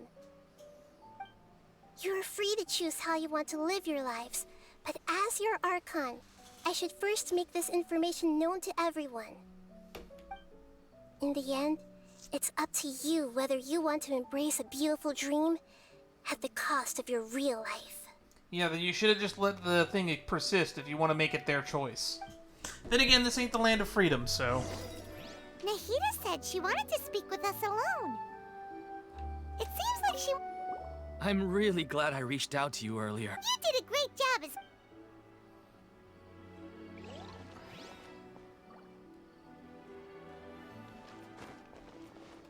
Oh, Katya changed outfits. I'm getting ready to go on an adventure, and I'm taking this plant with me. I shouldn't just sit here waiting for her to come back. Professor Aisha was so determined to explore those secrets, so I should go take a look too. Thank you. May we meet again in the future. I hope so too. So now we know to keep an eye out for an adventurer with a potted plant. I discovered that Nasser and I get along pretty well. We both have pretty straightforward personalities. It also turns out we both disagreed with a Dendro Archon. One in real life, and one in the dream. I'm glad I'm not alone here as the one that I wasn't the only one disagreeing with Nahida's point. I'm still a little dizzy from sleeping so long.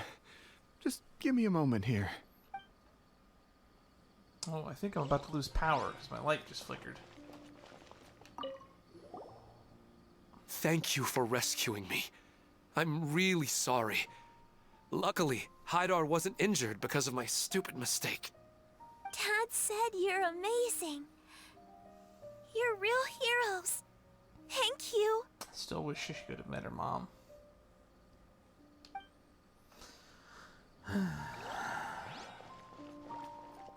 Who are you two?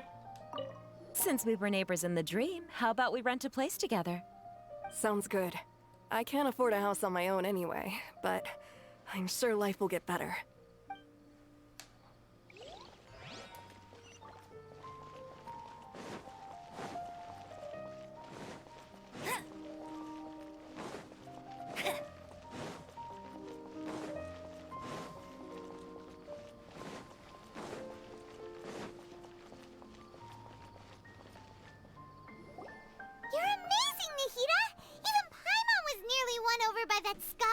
Dream. I was won over. I feel like he's actually in the right this time. He might have gotten a little bit too deep into unethical science, but his end goal and end objective, I believe, was the right one. He could have achieved it through different means, though. Like, if everyone volunteered to be a part of this, willingly, I'm willing to bet plenty of people would have gone along with it willingly. Well, he's very good at manipulating the weaknesses of human nature, but perhaps he himself had fallen prisoner to them long ago. That dream was incredibly beautiful and enticing. Ordinary people couldn't see through it, and easily lost themselves within it. And like he said, they could wake up whenever they wanted. So I don't see the harm in it. But as long as you can still wake up, you can still move forward with your life. You learned a lot, Nahida. Huh? What makes you say that? You can really empathize with others now. Right! You said that you didn't understand human feelings, but we saw how considerate you were with all these people. It's their choice to make in the end. Your speech just now really connected with everyone. You did a good job. Thank you. I've heard a lot of sad stories along this journey, and several of them have touched my heart. You can't say that the victims of the dream really did anything wrong, and what they wanted was also not unreasonable. That's why I could understand them when they tried to resist us and protect the dream. I think the big takeaway of this entire story arc is that necromancy is okay. Don't let your dreams be dreams. When you experience loss, just reach out and don't lose it. But all of my understanding and stirred feelings probably can't even account for even 1% of the pain they've experienced. I don't think this 1% can be seen as an example of what you call empathy. You're too hard on yourself, that's for sure. Nobody is capable of having absolute empathy. You should be a little more confident in yourself. Alright. I suppose going out into the world will help my confidence grow. To be fair, I'm glad that we did this mission, because if I just ended up blindly agreeing with every single thing Nahida says, I would start to look like a really big simp for her. She's still my favorite Archon, but I'm glad that despite all of that, she's not all-knowing, and that she's willing to admit that even she might not be right. I've learned that emotions are nothing like knowledge, and that's why it's hard for me to put them into words sometimes. I don't have to agree with her on everything. Beinuni, or Moses, said that I had never personally felt the pain of loss. But I have a vague feeling that this isn't true. The moment I entered the dream, I felt like I was wrapped in a blanket of warm feelings. It was so warm that it felt like I had returned to the start of my life, and I didn't want to wake up anymore. Did she sense something in the dream? Did she see something in the dream too? But when I opened my eyes, the feeling was gone without a trace. Ruka Devada did exist. We learned that in 3.3's event. She did exist. The memory of her might be gone, but she did exist, and there might be a trace of her somewhere in the world. Who could say?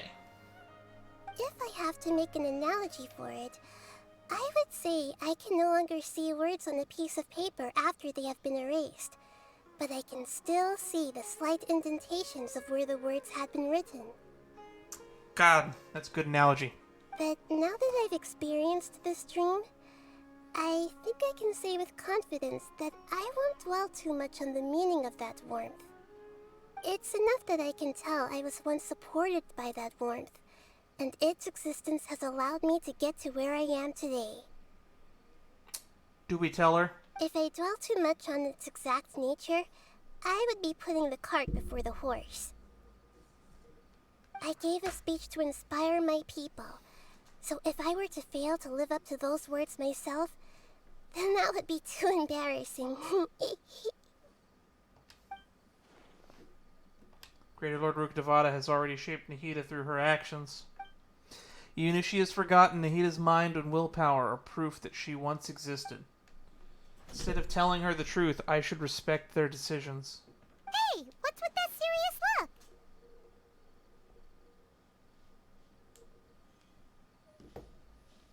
You keep looking like there's something you want to say. Is there anything you want to tell me? It's not important. Okay. Since we just woke up, let's stretch a little bit. A new day is about to begin.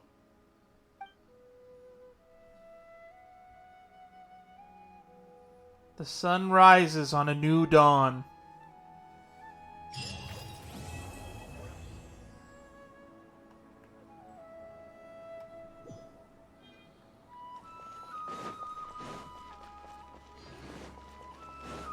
Bet you can't keep up with me.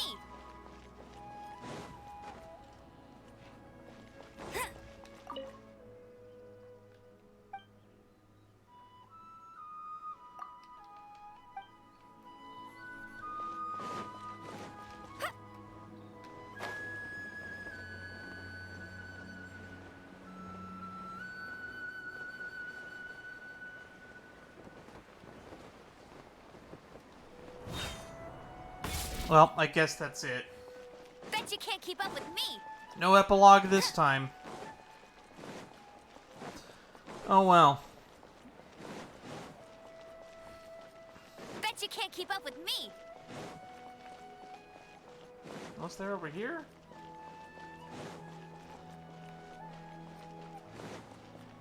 No. Okay. Well, I promised that there'd be a little bit of stuff I'd go over after the stream's over, and now that we've reached the end here, I'll start covering that.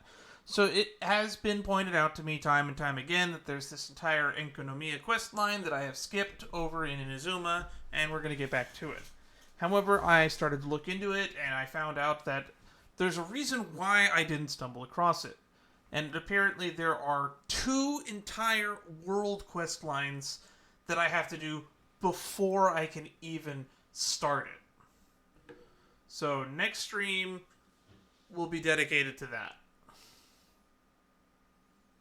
We'll probably be resuming it in 2 days. So yeah, look forward to that. We're going to dedicate another stream fully to world quests. I'm going to see if we can find it right now as we continue to talk about it. Because I'm told that there is supposedly something north of the Mound Shrine, and that's where I can start this world quest. If I can find it, I can mark it on my map for the later.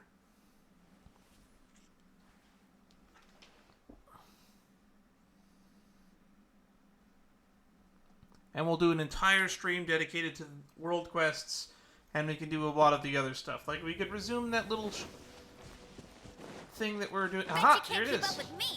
I'm assuming this is it right here.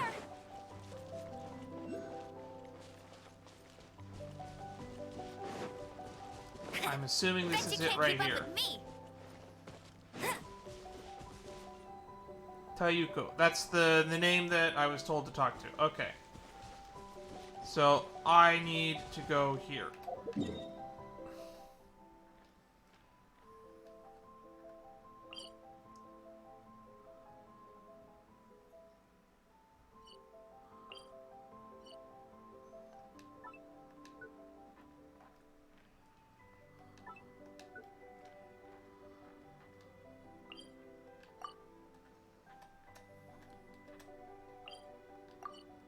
How do I make a mark?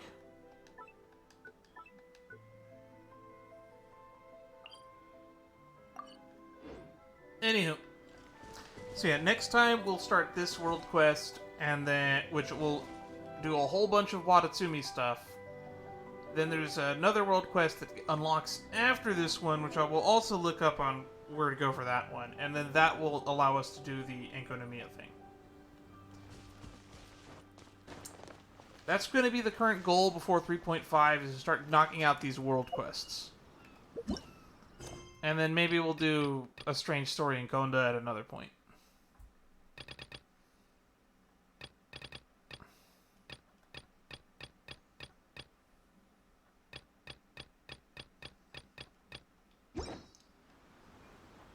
Until next time, I'll see you guys in a later stream. Bye-bye. I hope to see everyone then.